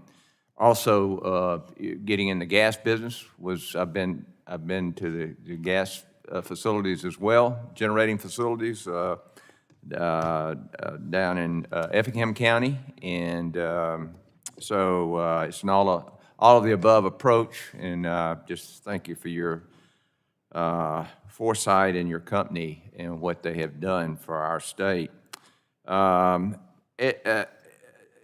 have to be formal here, Mr. Williams. As you know, I'm a proud supporter of Plant Vogtle, what it means to Georgia. Georgia's been ranked the best state to do business in for over a decade, and the state of Georgia is delivering on this administration's top priorities of energy dominance and affordability. We're providing abundant energy to serve data centers. We're in a race for AI, a critical race, and while also protecting the pocketbooks of everyday Americans. We have some of the lowest rates in the country. I think that our state's energy market structure has a lot to do with that success and has helped us avoid many of the issues that are in other parts of the country that are experiencing, like New England and California, where you cannot get a natural gas pipeline built, or the PJM region where prices are skyrocketing and there's not enough power to cover the reliability requirements. With all that in mind, how did Georgia's energy market structure enable it to build Plant Vogtle, get in the gas business, and why is the energy market structure important to new nuclear development? Thank you for the question, Congressman. And we have appreciated your support of our Vogtle project during these many years of construction. As you know, our market structure was critical in bringing the Vogtle units online for the benefit of our customers. Our vertically integrated, state-regulated structure is why the Southeast remains open for business, while many others around the country have had to close. Nuclear generation is more capital-intensive up front, and it requires long construction times. And it's that holistic planning process that's brought about by that vertically integrated, state-regulated process that allows us to look into the future in a transparent way with our customers and all the stakeholders in the state and choose the best energy options for our customers over the next 20-plus years. Financing for these projects is challenging. That vertically integrated structure provides us the necessary markets that we need. We're not relying on short-term market signals. We're relying on how are we going to serve our customers for the long term. So quite simply, our market structure was critical. Right, and of course, you talked about the capital requirements for these plants, but when they're running, it's the most efficient way to produce electricity by far, right? That's correct. Can you explain the difference between the AP 1000 technology and other technologies that we hear about, like the SMRs? Yeah, thanks for that question as well. There's tons of nuclear technologies out in the market today, and we're in favor of all of them.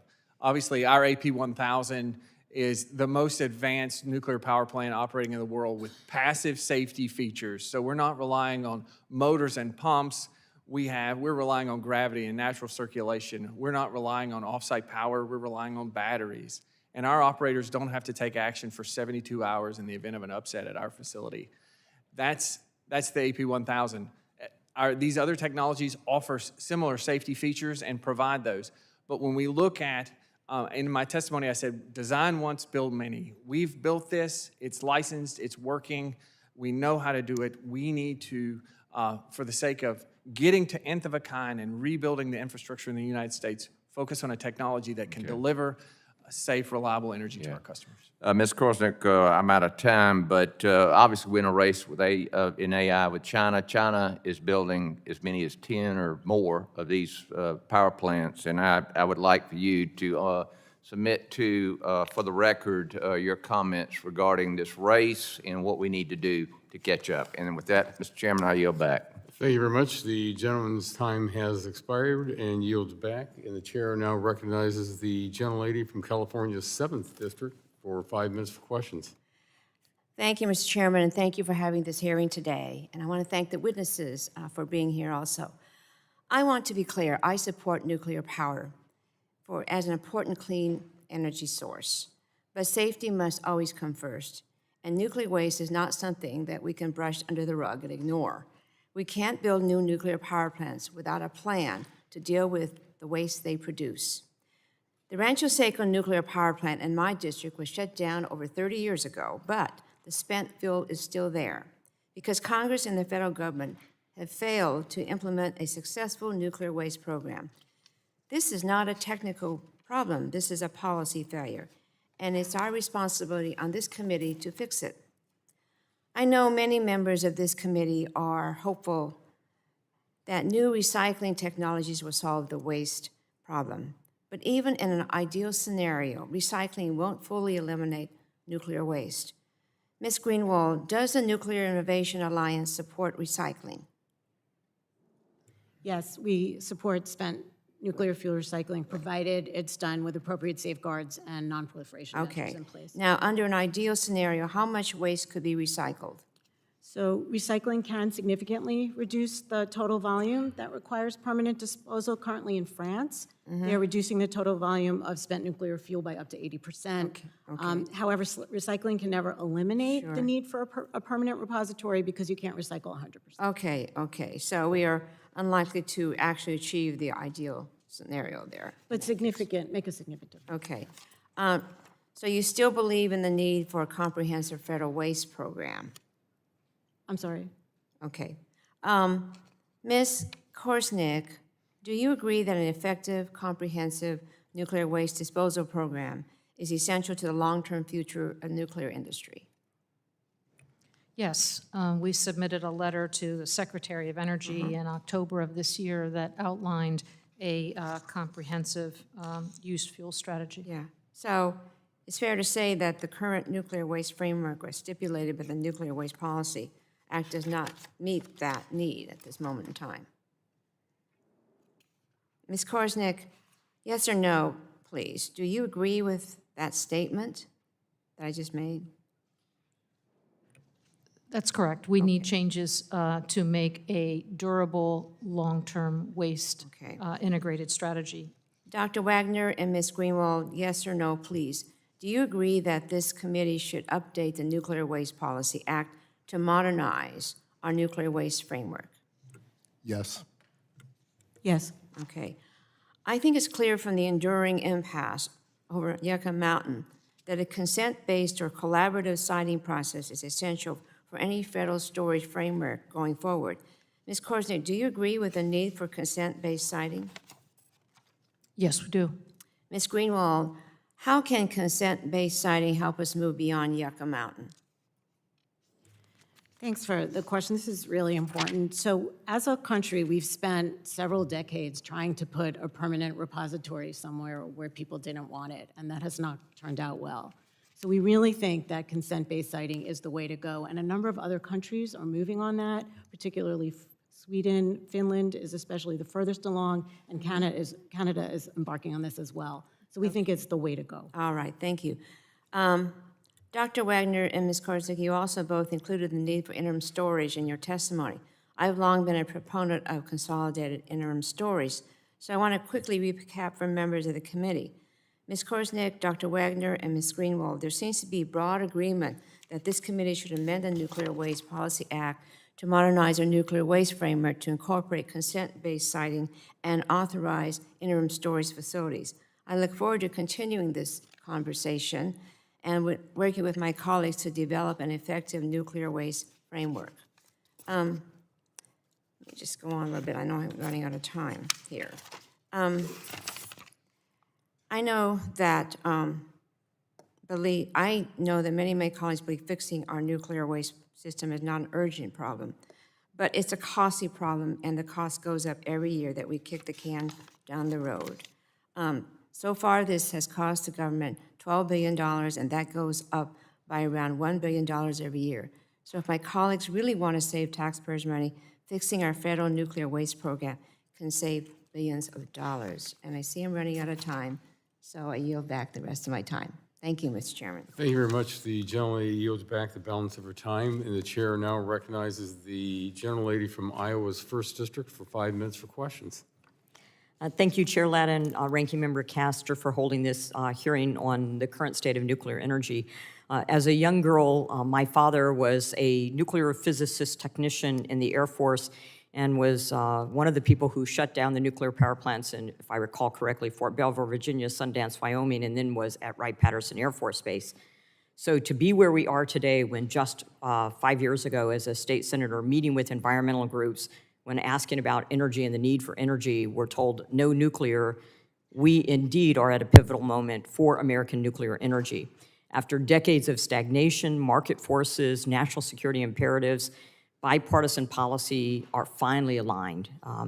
The question before us no longer is whether America needs nuclear energy, but how quickly we can deploy it. Iowa understands energy leadership. Our any of the above strategy has made Iowa a top 10 state for affordable electricity rates. Governor Reynolds recently signed an executive order establishing the Iowa Nuclear Energy Task Force.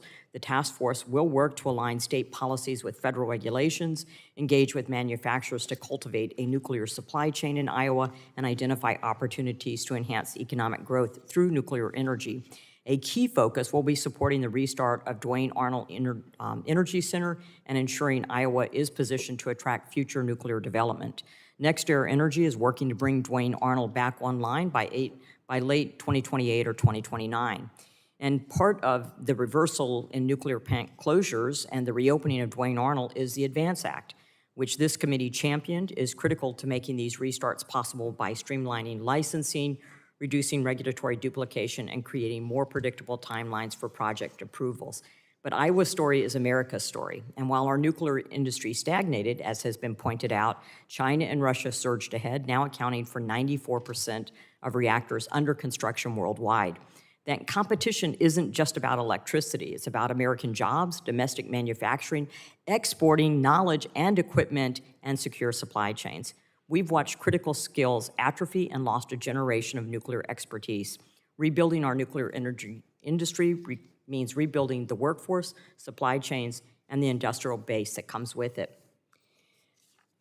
Dr. Wagner, you mentioned the national laboratories have maintained nuclear expertise even during decades of stagnation. And let me point out that the Ames National Lab in Iowa was actually instrumental in World War II by developing a process for high purified uranium and supplied uranium to Chicago. I think it was about 2 million pounds. So we know the national laboratories play an important role. What role can INL and the broader lab system play in preserving and transferring knowledge to the next generation of commercial projects and helping with the workforce issues? So thank you for that question and the rich history there in Iowa. And actually, thank you for your remarks. I couldn't agree more with the remarks that you made, particularly about the global implications. But so we actually have maintained capability, but not at the level that we need it to be. And so one of the things that we've been doing and assisted greatly from congressional actions and appropriations is reestablishing our capability to do these things again. While we had core nuclear expertise over these time periods, there was a period, particularly from 1994 to 2005, when there was no focus in the national laboratories on new nuclear energy. And so, of course, that's changed, and I'm very, very thankful for that. But some of the key projects that I talked about already, the Marvel microreactor, some of these other microreactors, are reestablishing our capabilities at the laboratory in terms of expertise, but also with the Department of Energy, the capability and the capacity to do the safety reviews and authorizations and all this and exercise that. NEPA in the modern era, all these different things are being exercised right now that will not only prepare and help the commercial side, it will develop that workforce and supply chain that we so desperately need. And speaking of workforce, there's a plethora of questions I have, but I just wanted to recognize the life and career of Professor Nuno Luera, director of MIT's Plasma Science and Fusion Center, who was senselessly murdered in December, which again takes away in fusion energy, part of that development and mentoring of young individuals. If I could, Mr. Williams, you mentioned about financial support. I'm just going to submit this for the record to be answered because I'm running out of time, but 2 questions. Can you explain why this type of support would not end up paying for mistakes that a company like Southern Company or any other company responsible for building a plant might make by having financial support? And how long would Congress and the federal government need to financially support this industry? And what does it mean for nuclear development going forward? I think those are very important to us, getting up to the speed of other nations for more data centers and AI online. And with that, I yield back. The gentleman's time has expired and yields back. The chair now recognizes the gentleman from New York's 20th District for 5 minutes for questions. Thank you, Mr. Chair. First, I associate myself with the comments highlighting the importance of a strong, independent nuclear safety regulator. This is not only critical for the health and safety of our constituents, but indeed for the nuclear industry as well. The public support and social license to operate needed for a new nuclear renaissance can end with just a single incident. If the nuclear industry and congressional Republicans are serious about bringing this vision to fruition, then we do need to come together to support a fully independent NRC. It sounds like there's some consensus from the witnesses that standardization of project design reduces costs and that there needs to be continued federal support to reach nth-of-a-kind projects. Most of the countries that have continued to build reactors steadily since the 1970s have done so by using a settled reactor design. But at the moment, in the United States, there are a lot of different technologies being pursued, many of which are receiving federal research and demonstration funding. So I'd like to ask our witnesses to imagine that we achieve President Trump's goal of growing from 100 gigawatts of U.S. nuclear capacity today to that 400 level of gigawatts by 2050. Right now, there are numerous companies working to deploy new reactor designs. So to the witnesses, in this future, how many companies do we believe will ultimately be successful in commercializing their product? And will there be a single large-scale reactor design and a single SMR design? Or will there, in your opinion, be many competing options? Anyone that would like to respond to that, please? I'm happy to start. Thank you. Congressman. I would say, just like any technology, and imagine that we weren't talking about nuclear, when there's so much innovation going on, you're going to see several different companies. That's what we're seeing now in nuclear. But I think ultimately you're going to see some of these, I'll also say, combine and collect, so you're going to see some narrowing in the industry. But I don't, however, think that you're going to get to only one SMR design or only one, let's say, microreactor design. And the reason is that different technologies that you've been here talking about here on this panel is that they offer different attributes, right? So some designs offer very high temperature steam, and that might be something you're interested in. Some designs might not offer as much high temperature steam, but they might offer you more efficient electricity. So it depends really on what you're trying to use. For nuclear, you could get the steam, you could get the electricity, you can use some of that to create hydrogen. And there is going to be a lot of different opportunities in the marketplace. And so I think you're going to see that the designs are looked at not only for how quickly can you build them and how efficiently can they operate, but what product are they producing that you as a company are looking for. Okay, so within that vein, when it comes to the federal government's strategy to achieve this vision, if we're going to deploy a lot of new reactors in the next 2 decades, should the government bet on more companies by spreading our limited federal assistance broadly, or provide greater assistance to a fewer number of the most promising technologies? Anyone? Ms. Greenberg? Yeah, so we actually like the diversity of programs that the Department of Energy has now, including the addition of the couple of programs that just happened this year. So we have a range of programs. We have an advanced reactor demonstration program that is demonstrating 2 non-light water reactors that are SMRs. There's now also a Gen 3 Plus program that's demonstrating a couple of designs of light water SMRs. There's this pilot program, which is a lot of shots on goal with for very small size reactors. And there's also there's a bunch of fuels programs. There's the loan program. We have this, in my view, correct diversity of programs where we can't bet on everything, but we can make a number of bets. And then, as Maria was saying, there's going to ultimately have to be a down select. Not everyone is going to make it, and that's actually okay. That has happened in the past with other types of technologies outside the nuclear sector as well as in the nuclear sector. I think what's one of our key strengths as a country is this sort of entrepreneurial spirit that allows a lot of these different types of companies to try things. Not all of them are going to win, but having that entrepreneurial energy that we're getting right now and having all these different companies trying things is good, but ultimately all of those designs won't all work out. So we're going to have to get to standardized, but in our country, as opposed to some other places where it's more state-controlled, there's going to be this interaction between the government decisions, what they are interested in providing incentives for, what the regulator approves, as well as the market. Because as Maria said, there's a lot of different use cases for these different technologies, so probably in each use case, there might be more than one technology, but there probably won't be so many designs or so many successes. Okay, I appreciate that, and I see I'm down to the 0th moment, so thank you, Mr. Chair, and I yield back. Thank you. The gentleman's time has expired and yields back. The chair now recognizes the gentleman from Alabama's 6th District for 5 minutes for questions. Thank you, Mr. Chairman, and I know a couple of times people have mentioned our friend Doug LaMaffa, and I just want to say, praying for his family, and he was a great friend.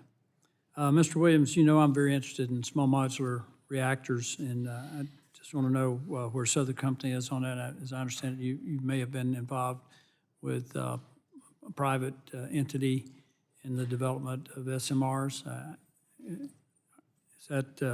Is Southern Company investing in that area?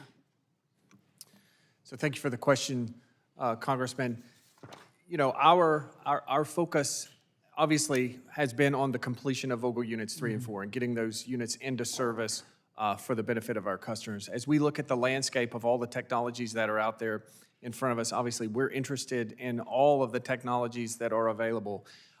You mentioned our partnership that we have had over many years now, working with TerraPower and the DOE on the molten chloride fast reactor, which is a Gen 4 reactor that we have spent a great deal of time and effort to try to bring that, you know, there's integrated effects testing now occurring at the Idaho National Lab associated with that, and we continue to focus on that. The other areas that we focus on specifically around SMRs is how can we share the lessons that we learned at Plant Vogtle with our construction to those. Not all of those lessons are specific to AP1000s and are absolutely transferable to other technologies, and so how can we help them be successful? I've asked this question before in regard to recycling spent fuel. Made the point that there are spent fuel rods buried, encased in concrete, buried in 39 states. They retain 90% of their energy generation capacity, and you can recover about 96% of it. I think that's somewhat the experience that they've had in France. Mr. Wagner, you may have been the one that I asked this 3 or 4 years ago, but how long do you think we could operate if we really invested in recycled spent fuel. So thank you for the question. And I think actually you might have asked this question to one of my colleagues in the past. I do recall, if I recall correctly. By the way, there is no spent fuel rods buried in any states. So let me just note that. They're in casks They're in and dry casks, storage and so right. forth. And so I just want to, if I may. So there are estimates in terms of how long we could run off of our commercial fuel in terms of powering new reactors. Those estimates vary on different assumptions and in terms of the recovery capabilities. But there are estimates out there that we could run our reactors for 100 years based on that. But it does depend on a number of details. Right. Someone raised the question about cost, and I think it's about 6% more is what they estimate they're paying in France, but the long-term benefit, I think, more than offsets that.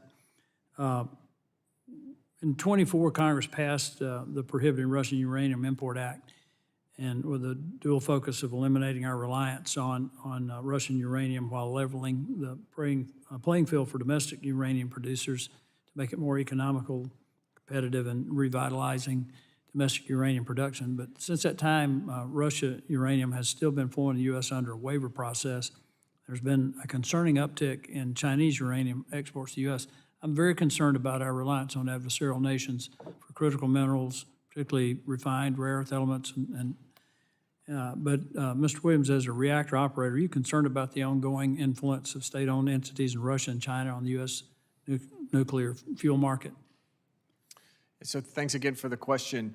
And I can say that, what's in the best interest of our customers in terms of the operation of our units is that we have a safe and secure, reliable supply of our fuel. And we have done that for many, many years. At Southern Company, we've taken a very conservative approach to the sourcing of our fuel, sourcing fuel from, I would say, more friendly nations to our country, and making sure that we have that reliable supply to that. So yes, it is a concern for our company that we have a reliable supply of fuel. It's one of my top priorities, and I think a top priority of this committee to make sure that we have a secure supply chain, not only of uranium, but also of processed and refined critical minerals and rare earth elements, so that we're no longer dependent on China or any other adversarial nation for those things. Dr. Wagner, you mentioned that about uranium and your testimony and your concerns about our reliance as well. China has successfully converted thorium-232 into uranium-233 in a molten salt reactor. In Alabama, our state legislature passed a joint resolution last April that the governor signed recognizing the value of uranium-233 and offering Alabama as a new home for that material. I think at Redstone Arsenal is among 9 installations chosen by the Army for its next generation nuclear power program, the Janus program. What are your thoughts on expanding thorium reactors in the United States by utilizing the remaining U-233 that we have for fuel? If I could, the gentleman's time has expired. If you could put that in writing back to the gentleman, we'd greatly appreciate it. Thank you. Thank I you. yield back. Thank you very much. Gentleman yields back the balance of his time. Yields. The chair now recognizes the gentlelady from Washington's 8th District for 5 minutes for questions. Thank you, Mr. Chairman. Thank you to our witnesses. I come from Washington State.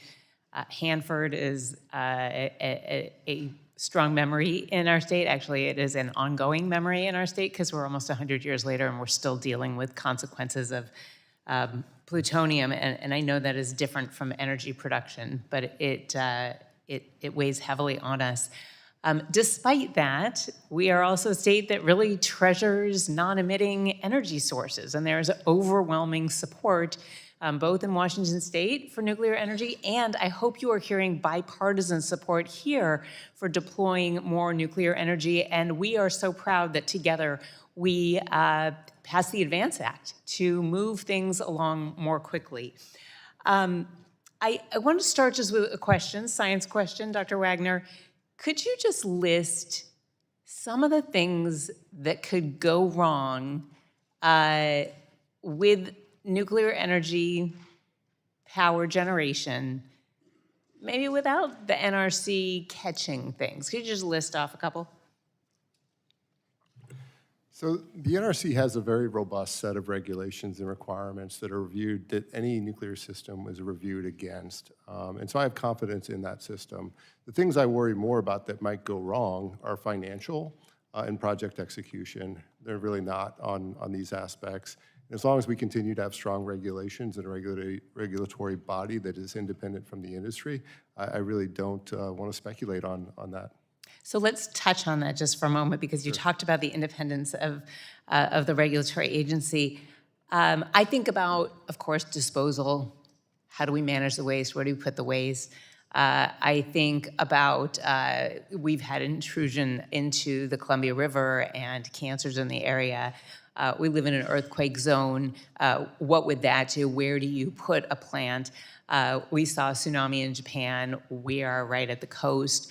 So I think about these kinds of things as well.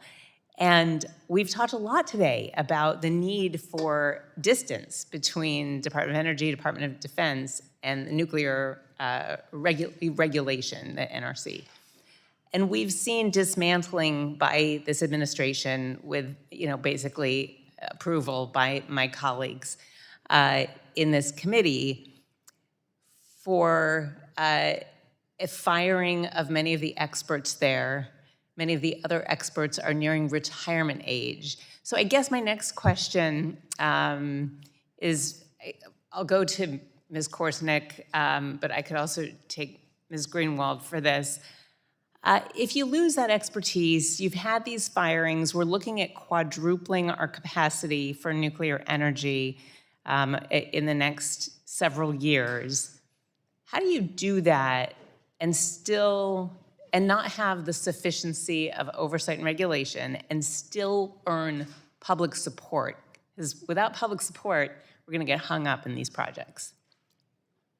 Yeah, I'm happy to start. We've had a lot of conversation around independence, and I guess I would just offer that I think the independence and the need for independence is going to be decided by the courts, and I think we need to really look at the mandate of the Nuclear Regulatory Commission. What are they there to do? And I think our best focus is, do they have the talent, and do they have the folks there that can make those decisions and move these items forward? And I believe that they do. They've had about a 10% reduction in force. Okay. And that sounds dangerous. I'm going to cut you off just so I can go to Ms. Greenwald. And I just want to comment, as you talk about the courts, we've seen almost no pushback from the Supreme Court to this president's authority to take away bipartisan oversight, and I don't have faith in that. Ms. Greenwald, would you like to comment about the importance of independence and the need to restore, and how do we hire up more experts when so many are going to leave through retirement? Yeah, thank you. So I think, again, the root of all of these characteristics like transparency, independence, it's all about making sure that we have public trust. And so the important thing is that we make sure that we maintain that public trust. And independence and transparency is part of that expertise, having enough staff. It's a whole panoply of things that we have to make sure that we look out for. I do think that there are ways forward. It's been kind of a long year. I do get the sense that there are more and more folks realizing the importance of NRC, the importance of NRC being adequately staffed, the importance of maintaining NRC's credibility. I think that this is very important, and I think there's still work to be done, but I really do think that we can fix this and make it better. And I think as a Congress, we must if we want that public support. Thank you, and I yield back. Thank you very much. The gentlelady's time has expired and yields back. The chair now recognizes the gentleman from Texas' 11th District for 5 minutes for question. Thank you, Mr. Chairman. No surprise that I'm going to bring up a project in Texas, in Abilene, Texas, that you're probably aware of, with Natura Resources leading an effort to build a reactor on the campus of Abilene Christian University, where I've been and I've visited. But they've received formal commitments from the Department of Energy for both HALEU and the specialized salt required for the reactor's operation. Natura has been selected to be a part of the DOE reactor pilot program, and the facility there is completely built. As I mentioned, I just visited a couple months ago. It's very impressive. The state of Texas is also partnering and supplying $120 million. But these milestones confirm that the fuel supply, the regulatory approval, and the project readiness are not just speculative. They're actually happening, and they're well ahead and doing very, very well. I think the remaining obstacle is the processing and the transportation of the materials, which is inherently a governmental function, and we appreciate the Idaho National Laboratory's help in this. So the reactor will be built this year. Dr. Wagner, how can INL best support this project and the goals of the administration to get the required products, including HALEU, to Abilene in a timely manner to complete the project? So thank you for the question and the partnership there. I would say that, the first thing that we have to address and that is being addressed is the actual fundamental material that is made into a fuel form. The high-assay LEU that I think you referred to, that's a fundamental federal government decision on who gets what and how much and so forth. Where Idaho National Laboratory plays a role is we have some of that material on behalf of the Department of Energy. And then we can help with developers move that material from its raw form into the fuel form that the reactor needs. And so that's the area that we can definitely help with. So, and I think the frustration has been that they've got, this is a privately funded, enterprise, that DOE came to this group and said, will you do this? They said, sure. And then they get all the way there, and it's like they're at the finish line. They want to get this done, but the government needs to finish their piece of this. So we recognize that the availability of the facilities and the equipment for processing materials is limited. But if there is a prioritization and the use of the INL infrastructure is prioritized for this project, it sounds like that's going to speed it up. And what's the best way for congressional offices to both stay informed and to make sure that we continue? Because, I mean, they're well ahead of any other program of this type. Yeah, in terms of engagement on access to the materials and prioritization of resources and facilities at the laboratory, that engagement is best directed towards the Department of Energy. As a laboratory, I'm a Department of Energy laboratory, but I'm not a federal employee and I don't make those federal government decisions. We take our direction from the Department of Energy. I think what we recognize in this hearing is very significant because there's a race, and that race is not just for AI, although that is extremely important, but the race is for an assortment of energy needs, that demand is going to continue to increase at an exponential rate. And that kind of leads me to a question from Mr. Williams, which utilities are seeing unprecedented load growth for data centers, and how much regulatory certainty is needed before you can commit nuclear resources to continue to serve that load at scale. So thank you for that question, Congressman. So we are seeing tremendous load growth, especially in the Southeast, and Southern Company is planning to meet that commitment. We believe that preserving the option for new nuclear generation is important for our customers as we look for that, but we've got to mitigate the risk that are associated with that. We laid those out in our testimony today, and that's our focus. And how do we mitigate those risks? Working with through public-private partnerships, working with the customers, those data center customers, and making sure that we can do that.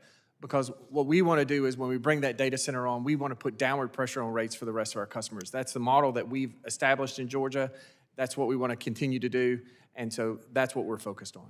Well, thank you. We have to compete at the speed of commerce, and right now we're competing at the speed of government, which is abysmal. And Dr. Wagner, when we think about what's the biggest economic driver of nuclear waste recycling? The biggest economic driver? Yeah. I would say that mining uranium out of the ground is cheaper. Also, that's the economic driver. The other aspect, I think, is that this committee could consider is the Nuclear Waste Policy Act and whether or not there are incentives with respect to recycling. Well, that's kind of that was my follow-up, is what will provide a model of sustainability so we can continue to use and recycle and use the materials that we know are valuable? Well, so there's a number of aspects to that question, but I would say the Nuclear Waste Policy Act did not envision a future of recycling, and it laid out standard contracts with utilities where the Department of Energy would take the material. And so that is the model under the Nuclear Waste Policy Act. If we would like to change that model, then I think we need to go back and revisit that. Hard to have that conversation in 20 seconds, but thank you. Yield back. The gentleman's time has expired and yields back. The chair now recognizes the gentlelady from Texas's 7th District for 5 minutes for questions. Well, thank you, Chairman Latta, and thank you to Ranking Member Castor and to our witnesses for your testimony today. It's been very helpful, and I think it is clear from this discussion that for advanced nuclear to succeed, developers need clear rules, rules of the road, and the freedom to get away from a politicized regulatory process. And that's something I know has been of concern to a lot of us on this committee this year. I'm really glad that our committee came together in the last Congress to pass the Bipartisan Advance Act, which many of you have mentioned in your testimony today. And that will really, I think, spur the nuclear renaissance that we are witnessing across the country and certainly in my home state of Texas. But in the wake of this, I think, really solid bipartisan success, what we have seen is this year, President Trump has orchestrated another partisan attack on a key government agency, and that's the Nuclear Regulatory Commission. Over the course of the last year, President Trump illegally fired a commissioner, installed DOJ cronies to bypass career civil servants, and has taken several actions to erode the NRC's independence. And ultimately, and unfortunately, this just isn't the first time that President Trump has attempted to take away agency independence, and it's likely not going to be the last. And so every member in this room, every member of the Congress, and every witness in the room knows that keeping regulators like NRC and FERC independent is really crucial to the stability and the safety of the power sector. And so I just urge my colleagues on this committee not to turn a blind eye to these attacks on the ability to keep our constituents safe, to provide the regulatory environment for nuclear development really to flourish. And in Texas, we are seeing that. We just heard a little bit from my friend from the other side of the state, Mr. Pfluger, talking about a tremendous amount of interest in developing innovative advanced reactors, advances in next generation nuclear technologies, including SMRs, in recent years offer huge potential advancements. And I do think, I like to say in this committee a lot, I really think Texas is leading the way in all sectors. And it's also true in nuclear that we're doing so many things in my part of the state. We're excited about X-Energy's partnership with Dow, which will be the first grid-scale advanced reactor at a site along the Texas Gulf Coast.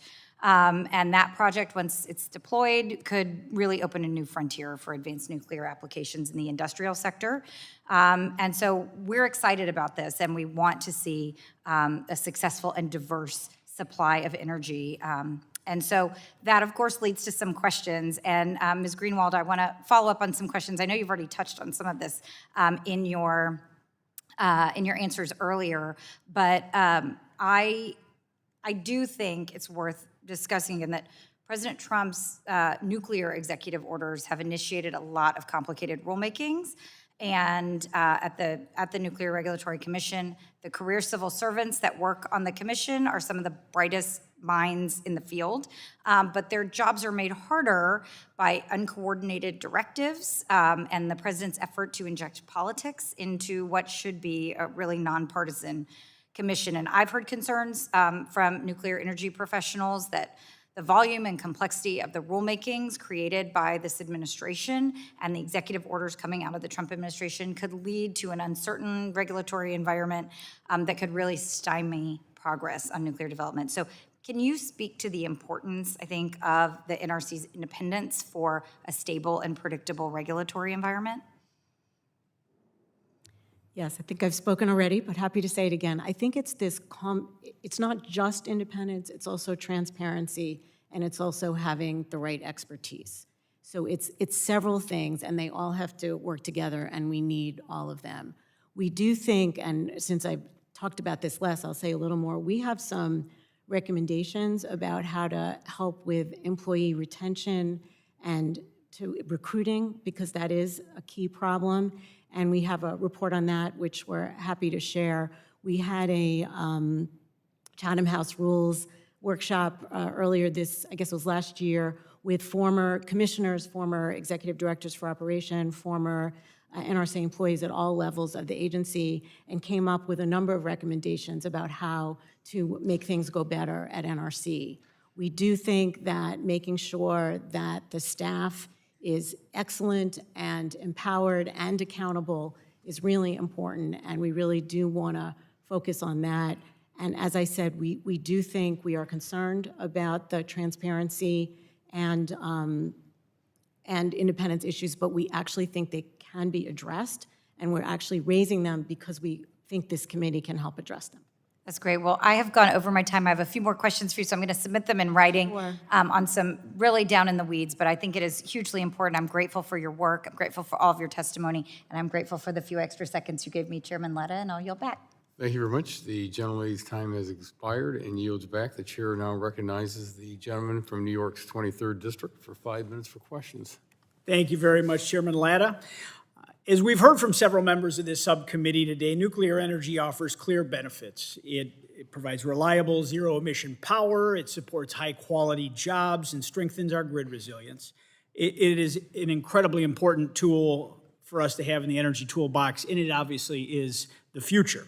But it works best as part of a balanced, all-of-the-above energy choice strategy that expands options and strengthens the grid, rather than forcing artificial trade-offs that raise costs, undermine reliability, or distort the free market. Across the country, we're seeing renewed interest in nuclear energy, and that's a good thing, including in my home state of New York. The state has recently directed the New York Power Authority to pursue development of a zero-emission advanced nuclear facility in upstate New York. I see that less as a final decision than more of a reflection of a broader shift towards reconsidering nuclear energy to expand energy choice.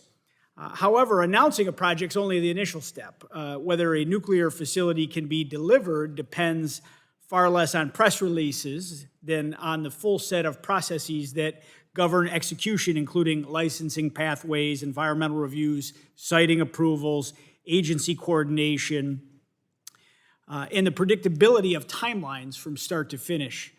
In New York, that is where the real challenges will emerge. Mr. Williams, when states announce support for nuclear energy, what kinds of state policies help ensure projects can actually be delivered efficiently and cost-effectively, and what kinds of policies tend to get in the way? So thank you for your question.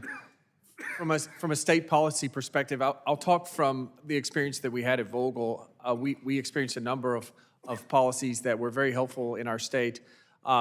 One policy that was very helpful was construction work in progress that allowed us to save our customers money by ultimately having them, they were paying the interest of the loan and the cost during the construction of the project. That's a very kind of important aspect of state policy, and it was saved our customers hundreds of millions of dollars in the long term. We're also seeing states that are assisting with funds, grant funds for development that are helping kind of move things along quicker while utilities get more certainty around the risk mitigations that will be necessary ultimately before utilities move forward. Those are the types of policies that we think would be helpful.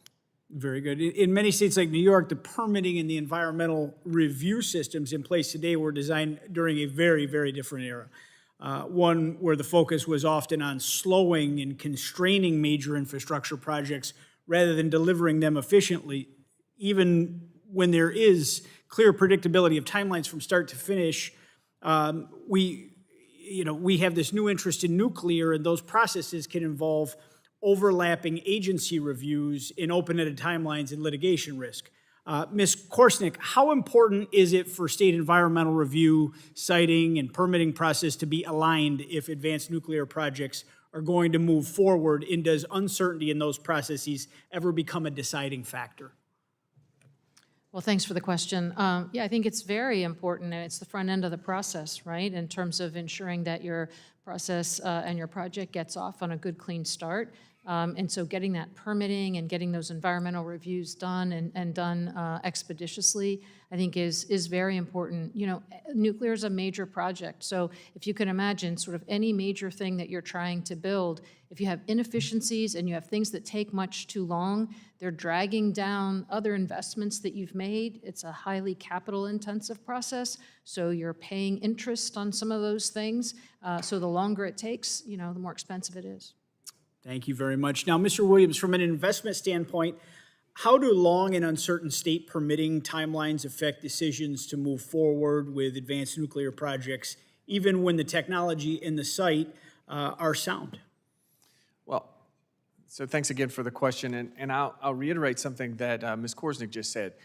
Once you begin construction and you have workers on the ground, the capital cost that you're expending is significant.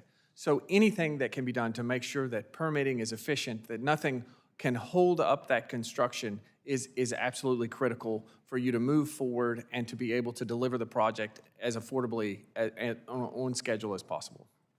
Very good, thank you. As New York expresses renewed interest in nuclear energy, understanding how state-level processes affect execution will be critical. I really thank you very much, and I yield back the balance of my time. Thank you very much. The gentleman yields back, and the chair now recognizes the gentleman from Texas's 33rd District for 5 minutes for questions.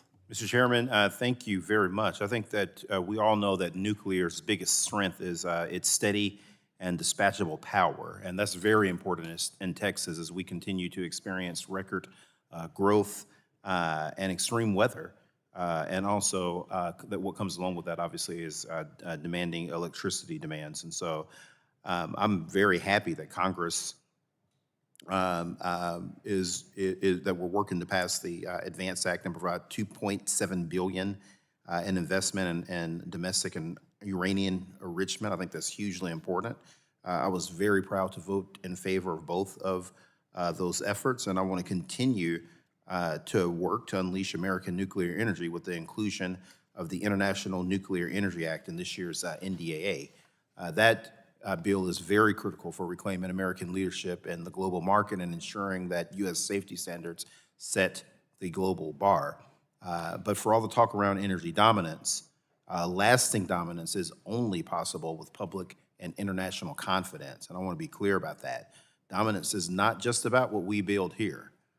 It's about setting the global safety and security standards that our adversaries, like China and Russia, are also currently ignoring.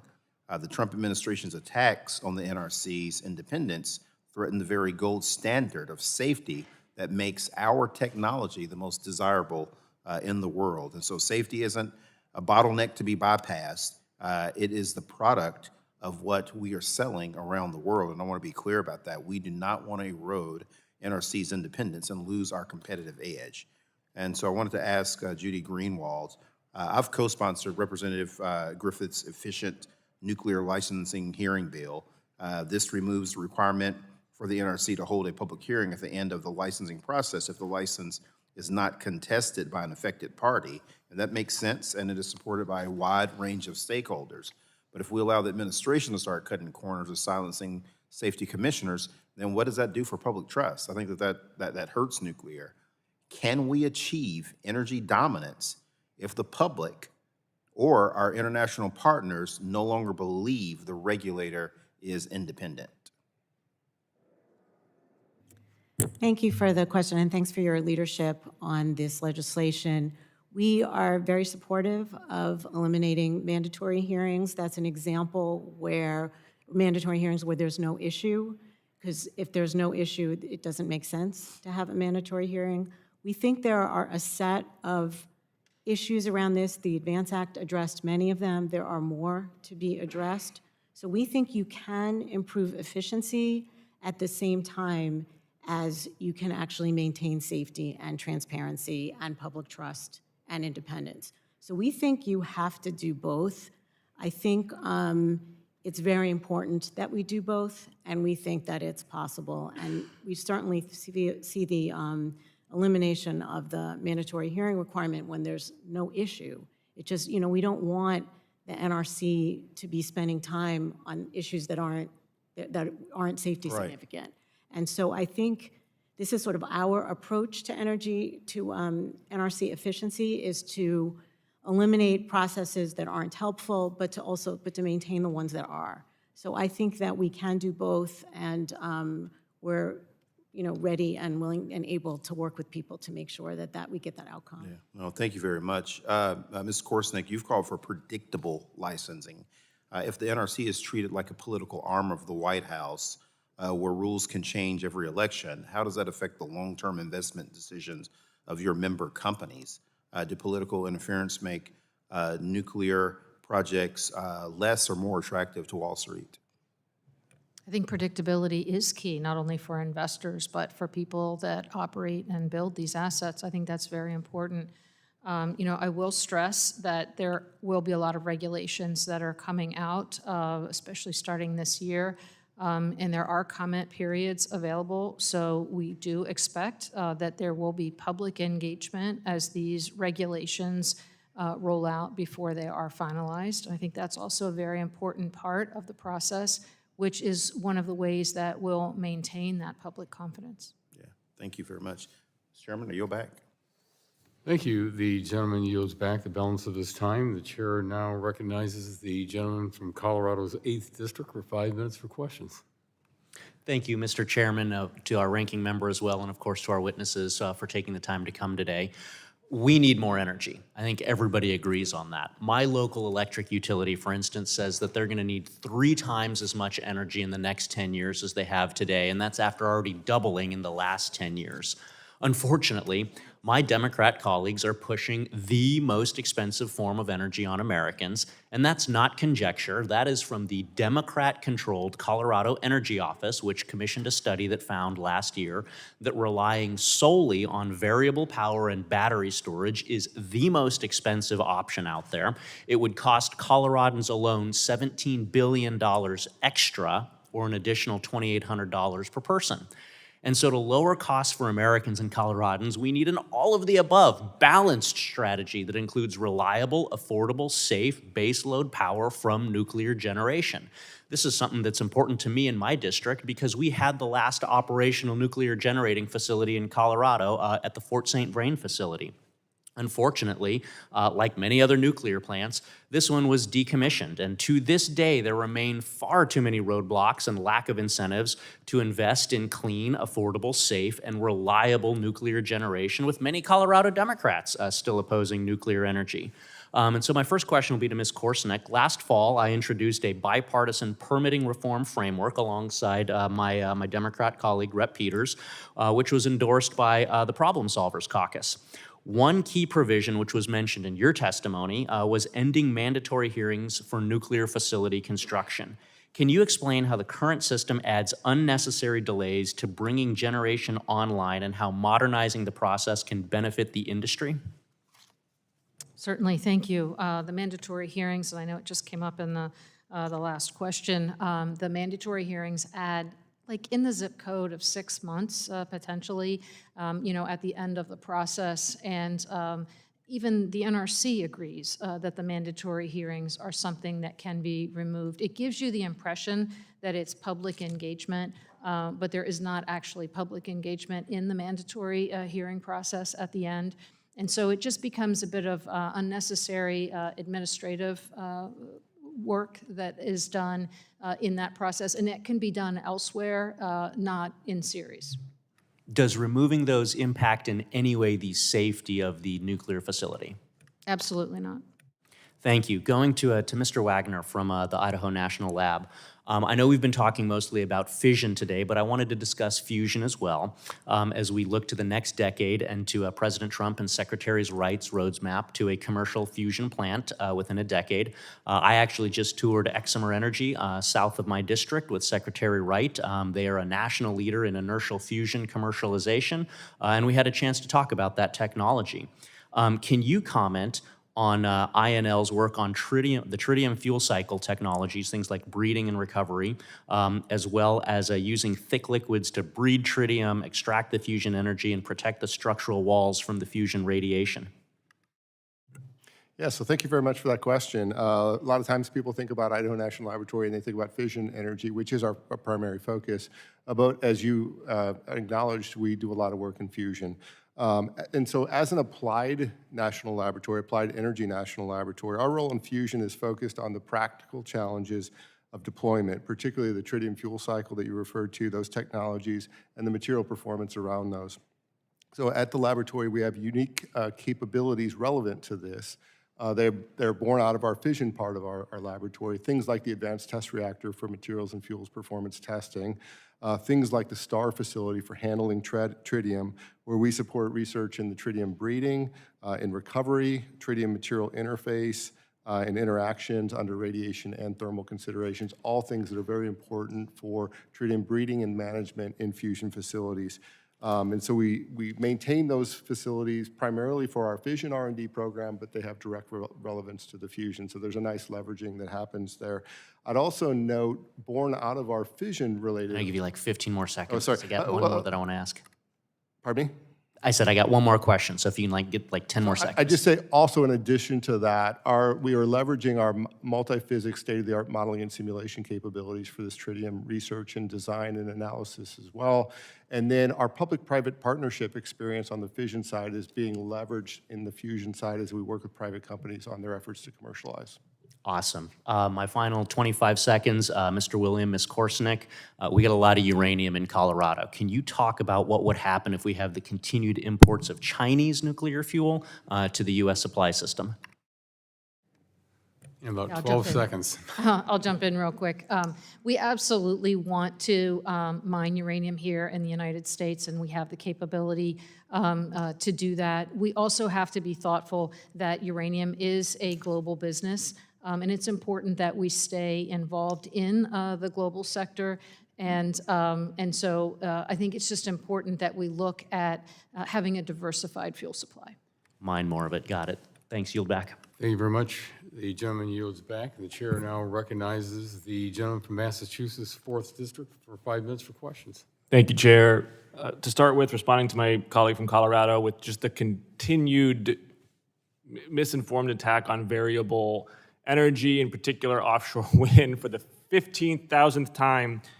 Nobody is talking about exclusively relying on variable energy and battery storage. In fact, I think Massachusetts should lift its moratorium on nuclear production and build more nuclear power plants for higher baseload power.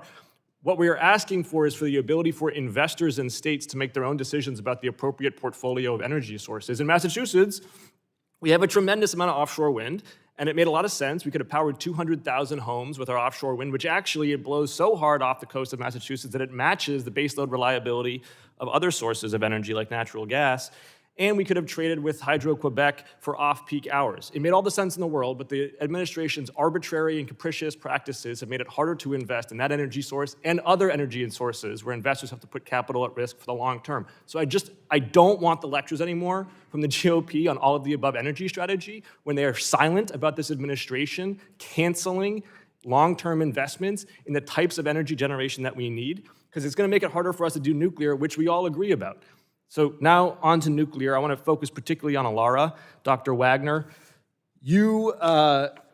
last year, you and your colleagues at Idaho National Labs published a report, which I'd like to enter into the record, proposing that we should maintain an annual occupational whole body dose limit of 5,000 millirems per year and eliminate all, quote, as low as reasonably achievable requirements and subsequent limits below this threshold. I think this is one of the critical issues for this whole industry. I think we got to get this right. Advance 1.0 left this one on the table. I think we got to get it right in Advance 2.0. You noted that this change could potentially reduce radiation protection costs by millions and correct misconceptions about the risks associated with nuclear tech. Dr. Wagner, give us like the plain English reason for this, please, in the next minute. Yeah, so I'll try to be quick on this. There's a lot that we could talk about. But the reality is that we now have decades of experience and data related to the health effects of radiation, and we now know a lot more than we knew 4 or 5 decades ago. And so the whole theory behind this as low as reasonably achievable posture, it was a prudent posture when you don't have as much information and data as we have today. We now do. And so driving, when the industry is driving and the regulatory bodies are driving dose rates to zero, far below what we experience from natural background radiation, there's no health benefits to be had from that. And so that's fundamentally what's at issue.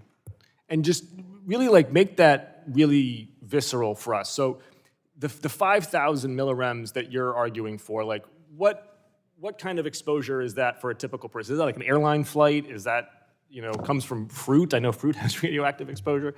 Yes, so let me first say 5,000 millirems is for occupational workers, which are tracked very closely in terms of what their exposures are.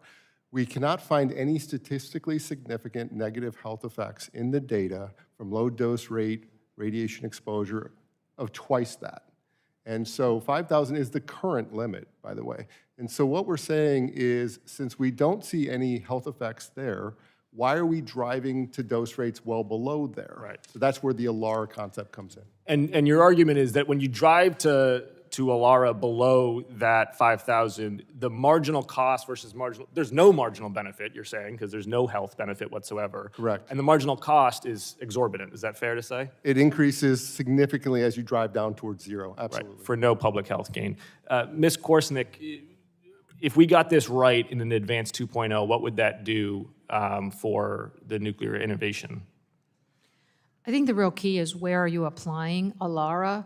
So if you've already built a plant and you're talking about using Alara for ensuring that you're operating and ensuring For new construction. those things, yeah, I would say there's, minimal benefit. But for new construction, if you apply Alara in the design phase, it goes like this. I could build that wall 2 feet thick. Well, but I'd have more shielding if it was 3 feet. Well, I'd have more shielding if it was 4 feet. Well, I'd have more shielding if it was 5 feet. So you can see quickly how you can over-design things. As he said, you're chasing a number that's sort of not real. And the more concrete and steel that you put in a plant, the higher the cost. So it's really a very basic, Alara can work in certain phases, like an operational phase. Alara in the design phase is challenging, and we think it should be removed. If we built airplanes with Alara for radiation exposure, nothing would ever fly. Is that fair to say? That's fair. I yield back. Thank you. The gentleman yields back the balance of his time. The chair now recognizes the gentleman from South Carolina's 7th District for 5 minutes for questions. Thank you, Mr. Chairman. South Carolina has long been at the epicenter of America's nuclear enterprise. It's not just part of our energy mix, it's the backbone of our grid, our workforce. We are heavily reliant on nuclear. We're the home of 4 nuclear plants, 7 operating reactors, and a very deeply experienced nuclear workforce. Last month, I had the opportunity to speak to the South Carolina Nuclear Summit at the University of South Carolina, which was hosted in partnership with Palmetto Nuclear Coalition. What was striking about the discussion that I thought was that there was a unified message, that South Carolina was not just debating on whether nuclear was going to be part of our future. We were actively building the next chapter in nuclear deployment. The leadership is now being matched, or that leadership is now being matched with actual action. In recent weeks, Santee Cooper, which is a state-owned utility, approved a memorandum of understanding with Brookfield Asset Management to advance a disciplined, private capital-led feasibility process to complete 2 partially done AP1000 units at the VC Summer site. Independent analysis shows that that would power 1.5 million homes. It's huge. At the same time, electricity demand is surging. Growth, manufacturing, AI, data centers, all part of it. And so nuclear energy is no longer just optional. It's essential to our grid. Congress obviously acted recently through the ADVANCE Act. States like South Carolina are ready to move. The Trump administration is ready to move. You're ready to move. I think we all agree we need more of it in this country. Ms. Korsnick, Congress passed the ADVANCE Act to ensure that nuclear licensing is efficient and is much more streamlined. From an industry perspective, where is the NRC making real progress in implementing the ADVANCE Act? And where are you still seeing friction that could slow large-scale projects like VC Summer in South Carolina? Yeah, thank you. And thank you again for the work on the ADVANCE Act to the whole subcommittee. I think it's been incredibly helpful. I think we've seen real tangible progress. I mean, just listen to some recent announcements on, say, subsequent license renewal or some of these construction permits, et cetera. In fact, both X-Energy and TerraPower are expecting construction permits this year. And that would be literally, in record time as compared to what we would have had years ago. And so I think those are a direct relation to the attention on the ADVANCE Act and complying with that. I think the challenge, as we've mentioned before, is we haven't built a lot in the United States, and so it's been a while, right? Even if you're finishing the partially built units there at VC Summer, I think it is very important that from a nuclear oversight perspective, that roles and responsibilities are very clear from a construction perspective. They just haven't played that role as much. I think what the work is that they did on Vogtle was great, but I would say it was kind of their first real experience in decades on managing, construction. So I think that's something that still needs to have some attention paid to it. Thank you for that. Mr. Williams, utilities across the country are currently responsible for storing nuclear fuel on site, often for decades longer than maybe originally intended. From a utility and operator perspective, how do you view advanced recycling in this role, and fuel management technology as part of a long-term solution on clearing existing fuel inventories? Sure. So thank you for that question, Congressman.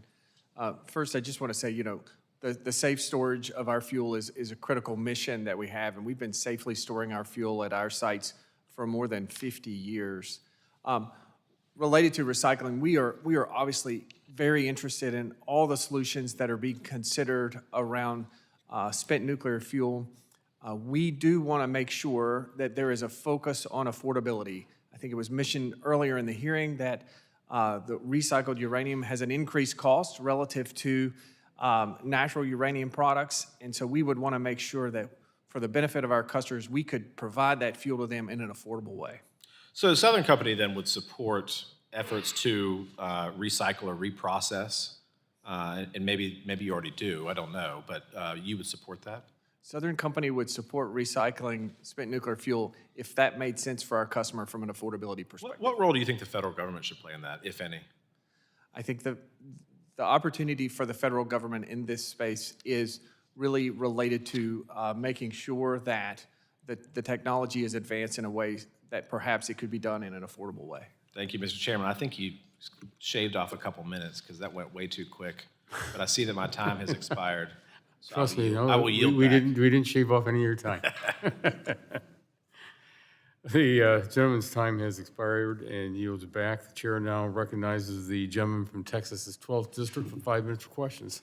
Thank you, Mr. Chairman, very much. Thank you to all the panelists for being here today. This question goes to Dr. Wagner and Ms. Korsnick. In a November 2024 report, the State Commission, the state of Texas, Texas Advanced Nuclear Reactor Working Group noted that the Nuclear Regulatory Commission may face an overwhelming surge of advanced nuclear reactor siting applications by the end of the decade. The Texas Working Group recommends Congress consider delegating early site permitting authority for advanced nuclear reactors to states like Texas, allowing Texas to control its own siting processes and timelines. From each of your perspectives, do you think the potential delegation of early site permitting authority for advanced nuclear reactors could benefit the nuclear industry and reduce timelines for projects serving our data centers and manufacturing growth? And we'll let Ms. Korsnick answer first.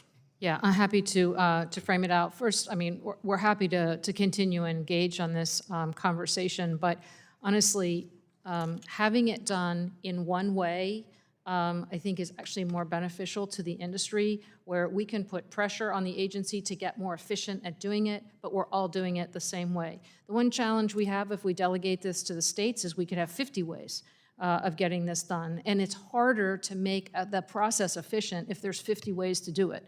So on one hand, I know states like it for the control. On the other hand, I think we have to look at this in terms of this is how we're going to learn to get better. In the same way that you want a common design, we should have a common design on the environmental and the early site permitting. Great, thank you. Dr. Wagner. I would support what Marie Korsnick said. Even though Texas does it better than anybody and does it best, so. Right. Well, everybody could do it Texas's way. There's a good answer. Ms. Korsnick, the University of Texas has partnered with NEI and many other industry, education, and governmental organizations to publish a report on the nuclear workforce developments needed in Texas. This is an example of national and state level coordination on a critical need for a resurging nuclear industry. Can industry solve this shortage without expanding university nuclear programs? No, I don't believe so. I think we do need to expand these programs because there's going to be so much more nuclear in our future. We need more talent. And if Congress were to increase funding for university nuclear programs, would that support the companies NEI represents by training more Americans to work for the industry? Absolutely. Thank you. Dr. Wagner, the state of Texas funded an $18 million research program at the University of Texas to develop digital twins for advanced reactors. That program has already improved reactor operations at the nuclear reactors on the University of Texas campus. Researchers at UT have collaborated with Idaho National Lab staff to benefit from computational work led by the national labs and share results from the digital twin programs at UT Austin to support the DOE's artificial intelligence for nuclear programs. Does INL's mission depend on a strong university nuclear program pipeline? Yes, it does. And if Congress were to increase funding for university nuclear programs, would that support the critical energy and national security mandate the national labs are tasked with? Yes, it would. And how will INL help transfer technology developed at universities to industries such as these digital twins for nuclear reactors? In a number of ways, through our direct partnerships with those private companies, which I've talked extensively about in the written testimony, but also through the development of the people that work with us from the universities that may actually not come to the laboratory, but actually go to those commercial companies. All right, thank you very much. Thank you, Mr. Chairman. I yield the balance of my time. Thank you. The gentleman yields back the balance of his time. The chair now recognizes the gentlelady from North Dakota, the at-large representative, for 5 minutes for questions. Thank you, Mr. Chairman. Thank you all for sharing your time and your expertise with us today. Really important hearing, and I was pleased to be able to be part of it. A couple questions for you, starting with you, Ms. Korsnick. So in my state of North Dakota, we don't have nuclear. We have coal, we've got natural gas, we've have a lot of wind. We'd love to get into nuclear. We're very open to it. But I'm curious, in your experience, are investors more hesitant to commit capital in states like that do not have nuclear investments? I don't think so. I think the investment community broadly is becoming incredibly interested in nuclear, and I don't think it's a mark against a state if they don't have it yet, a new to nuclear state. I think just in general, the investment community is becoming much more bullish on nuclear at this time, and even also look at some of the AI companies, mainstream companies, Google and Microsoft and whatnot, also expressing strong interest in nuclear. I think that encourages this investment because they're interested in partnering with companies that want to build nuclear. Okay, thank you.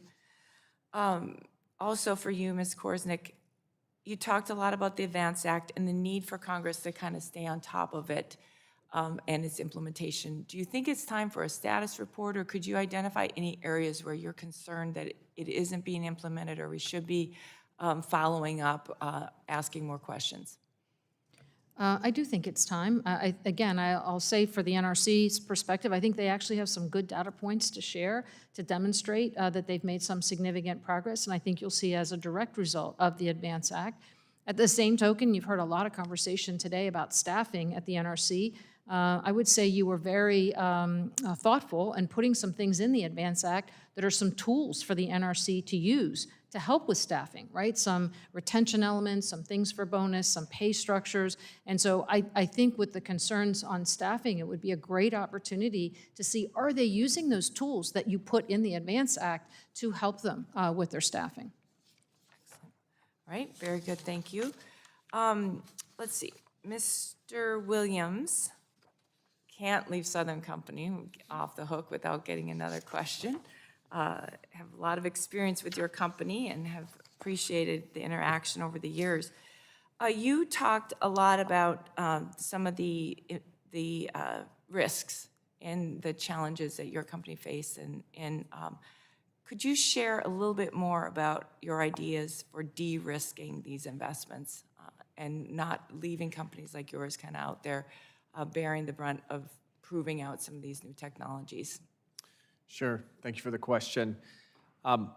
We have viewed the risk in kind of 3 areas. The first is the initial capital cost investments that's required. There are a number of tools available today, whether they're investment tax credits, production tax credits. The Loan Program Office was a critical asset to us during the Vogtle project. Those are all things that allowed us to would bring down the initial capital investments that's required.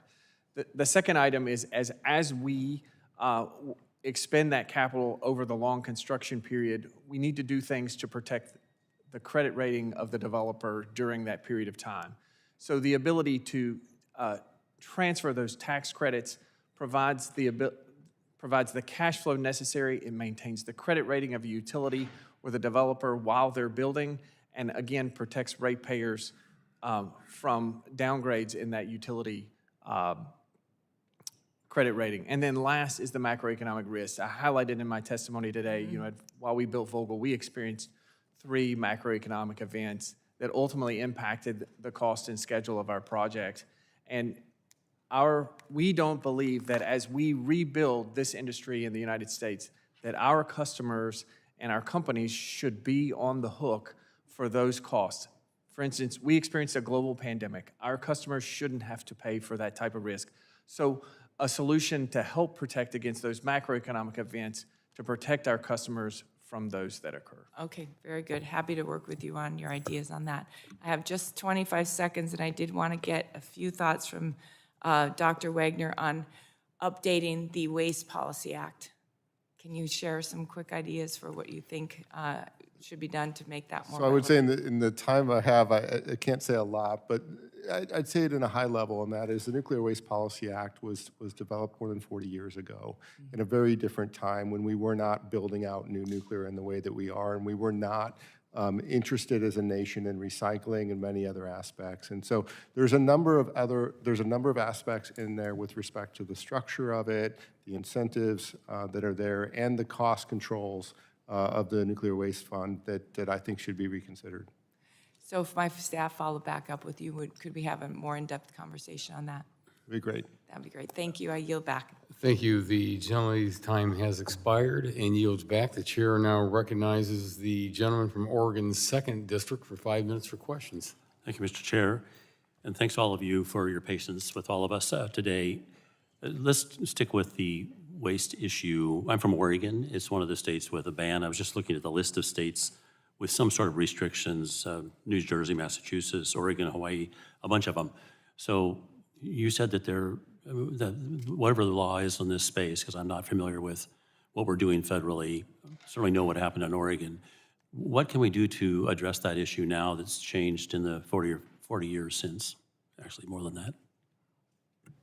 So, first of all, you come from the state, as you know well, and I should start with thank you for the question. But the Trojan reactor was prematurely shut down and decommissioned, and so you're probably familiar with that site, that there is nothing left there except for the spent fuel casks that house the spent fuel safely and securely. And what I would imagine that the people in that region would like to do is have that material removed from that site so the site could be used for other purposes. The structures that we've had in the politics around our long-term solution have not resolved that issue. And so I think that's a great example of what needs to be resolved, whether that's an interim storage facility that's enabled and how those aspects are dealt with is all wrapped up into the Nuclear Waste Policy Act. Right now, how many different places do we have nuclear waste stored across the United States? I don't remember that number. I might defer to Ms. Korsnick on that. Yeah, 50-some locations, because the government has never picked up the used fuel. It's stored at every nuclear site that we have, and you've had to build additional structures. When I was the site VP at the Gannett plant in New York, we had to build the first interim storage for that plant in order to house it. What cost do you think that adds to your megawatt hour, the storage of this stuff? Or maybe the better way to put it is the future storage, because it's a long time. Yeah, actually, it's costing the taxpayers because we have sued the federal government because we had to have this incurred costs, and so now they are having to pay for this at each of these individual sites. I went up and visited the Hanford site and saw the vitrification exercise going on there and the steps they're taking. Is that something that's happening at each one of these plants? So the Hanford site has waste from the federal government, and so that's a different style of waste. The waste at each of the operating nuclear plants is solid fuel in solid casks, very safely stored. Recycling is the most likely, but I want to go to China for a second. Sure, So I mean, recycling is a part of an integrated storage solution, but I would just say it's not going to prevent the need from a deep geologic repository, so it's just a piece. And I agree with what you were just, conversation you were just having, that I think the Nuclear Waste Policy Act needs to be sort of refreshed with a look of what's really needed today. What's France doing? What's France doing? It's got all kinds of nuclear activity. Does France store all this stuff at each site? Well, France is reprocessing, And they are also looking at a deep geologic repository to house what's left, if you will, after reprocessing. It seems like we ought to be working with whoever else is struggling with the same issue. I'll skip over China for a minute and go to Vogtle. For years before I got here, I owned stock in Southern Company, so I got blessed with a report every year showing how much more it was going to cost. And so I'm just curious why you went with nuclear and not gas years ago. I looked at the cost. I think it was $15 billion when it started. It was like 30 or 37 when you guys got done. So it's a successful plant, as I understand it, because I talked to Congressman Carter about it. I'm sorry, I listened to Congressman Carter about it a lot, and he's very supportive. So tell me, why not gas all those years ago, and do you regret the decision? So thanks for your question, and I would say it was the right decision when we made it in 2009. It was the right decision to keep going in 2017. We're thrilled to have 2,200 megawatts of base load energy available for the people of Georgia. You have to go back. It was a very different time when we started building Vogtle. We needed base load generation in our service territory, and natural gas was around $10 per million BTU. So the lowest cost option for our customers at that time was to build Vogtle. Right now, well, who knows? You can't look back, I guess, without knowing you could have done it better. And so, yeah, that's obvious. I'm gonna quickly go back to China for just a moment. Are we gonna ever catch up when it comes to nuclear? Seriously, with all of this stuff, the emergency nuclear faces here, China seems to be zooming ahead. Are they much less safe over in China now because of the way they're doing it? Do you love this country? Because I do. And there's no question that we're going to zoom ahead of China. And sadly, I can't respond. I've got to yield back. The Thank you, Mr. Chair. gentleman's time has expired and yields back. The chair now recognizes the gentleman from Pennsylvania's 13th District for 5 minutes for questions. Thank you, Chairman Latta and Ranking Member Castor, for holding this important hearing, and to our witnesses for this long day and for testifying. American energy dominance is essential to keeping the United States at the cutting edge of the new technological and economic advancements. It is a critical component to ensuring that all Americans, and yes, I am on that list of those who love America, that we have access to reliable, affordable electricity to power our daily lives that increasingly rely on these new technologies. My home state, the wonderful Commonwealth of Pennsylvania, is well suited to meet this increased demand. In addition to our wealth of natural resources like coal and natural gas, Pennsylvania is in the midst of an exciting new developments as we enter another golden age for nuclear energy. This Congress, we have done important work to support the development of new energy projects, including through the establishment of the Energy Dominance Financing Program in the Working Families Tax Cuts Act. This program recalibrates Department of Energy loan authority, moving away from Green New Deal priorities and towards establishing American energy dominance. Mr. Williams, in your testimony, you mentioned how support from the DOE Energy Dominance Financing Program can further lower the costs of projects for customers. Would you please discuss further how this DOE initiative helps mitigate the effect of new projects on consumer rates? So thank you for that question. During the Vogtle construction, our Georgia Power, as well as our co-owners, all received loans from the Loan Program Office. This low-cost capital we were able to use to finance the construction of that over the period of time. Ultimately, because we were paying less for that cost of capital, those savings passed through to our customers. And that's how the Loan Program Office can say that hundreds of millions of dollars in savings were provided to our customer through the loans that were provided to us during the construction of Vogtle. Do you think this program will significantly continue to decrease the cost to the consumer? We believe that this program is critical for new nuclear development in the United States to make it more affordable for our customers. Thank you. In the great Commonwealth of Pennsylvania, Constellation Energy is undertaking an incredible project to restart a nuclear reactor at the Crane Clean Energy Center. When this plant comes back online, it will provide a much-needed 835 megawatts of baseload power, as well as creating over 600 new jobs.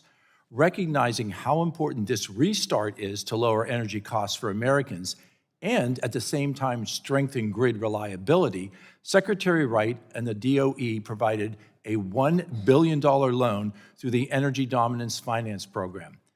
Ms. Korsnick, how else can Congress support the deployment of nuclear energy projects like the Crane Clean Energy Center and restart and see at the same time that we can protect the consumer and protect the taxpayer?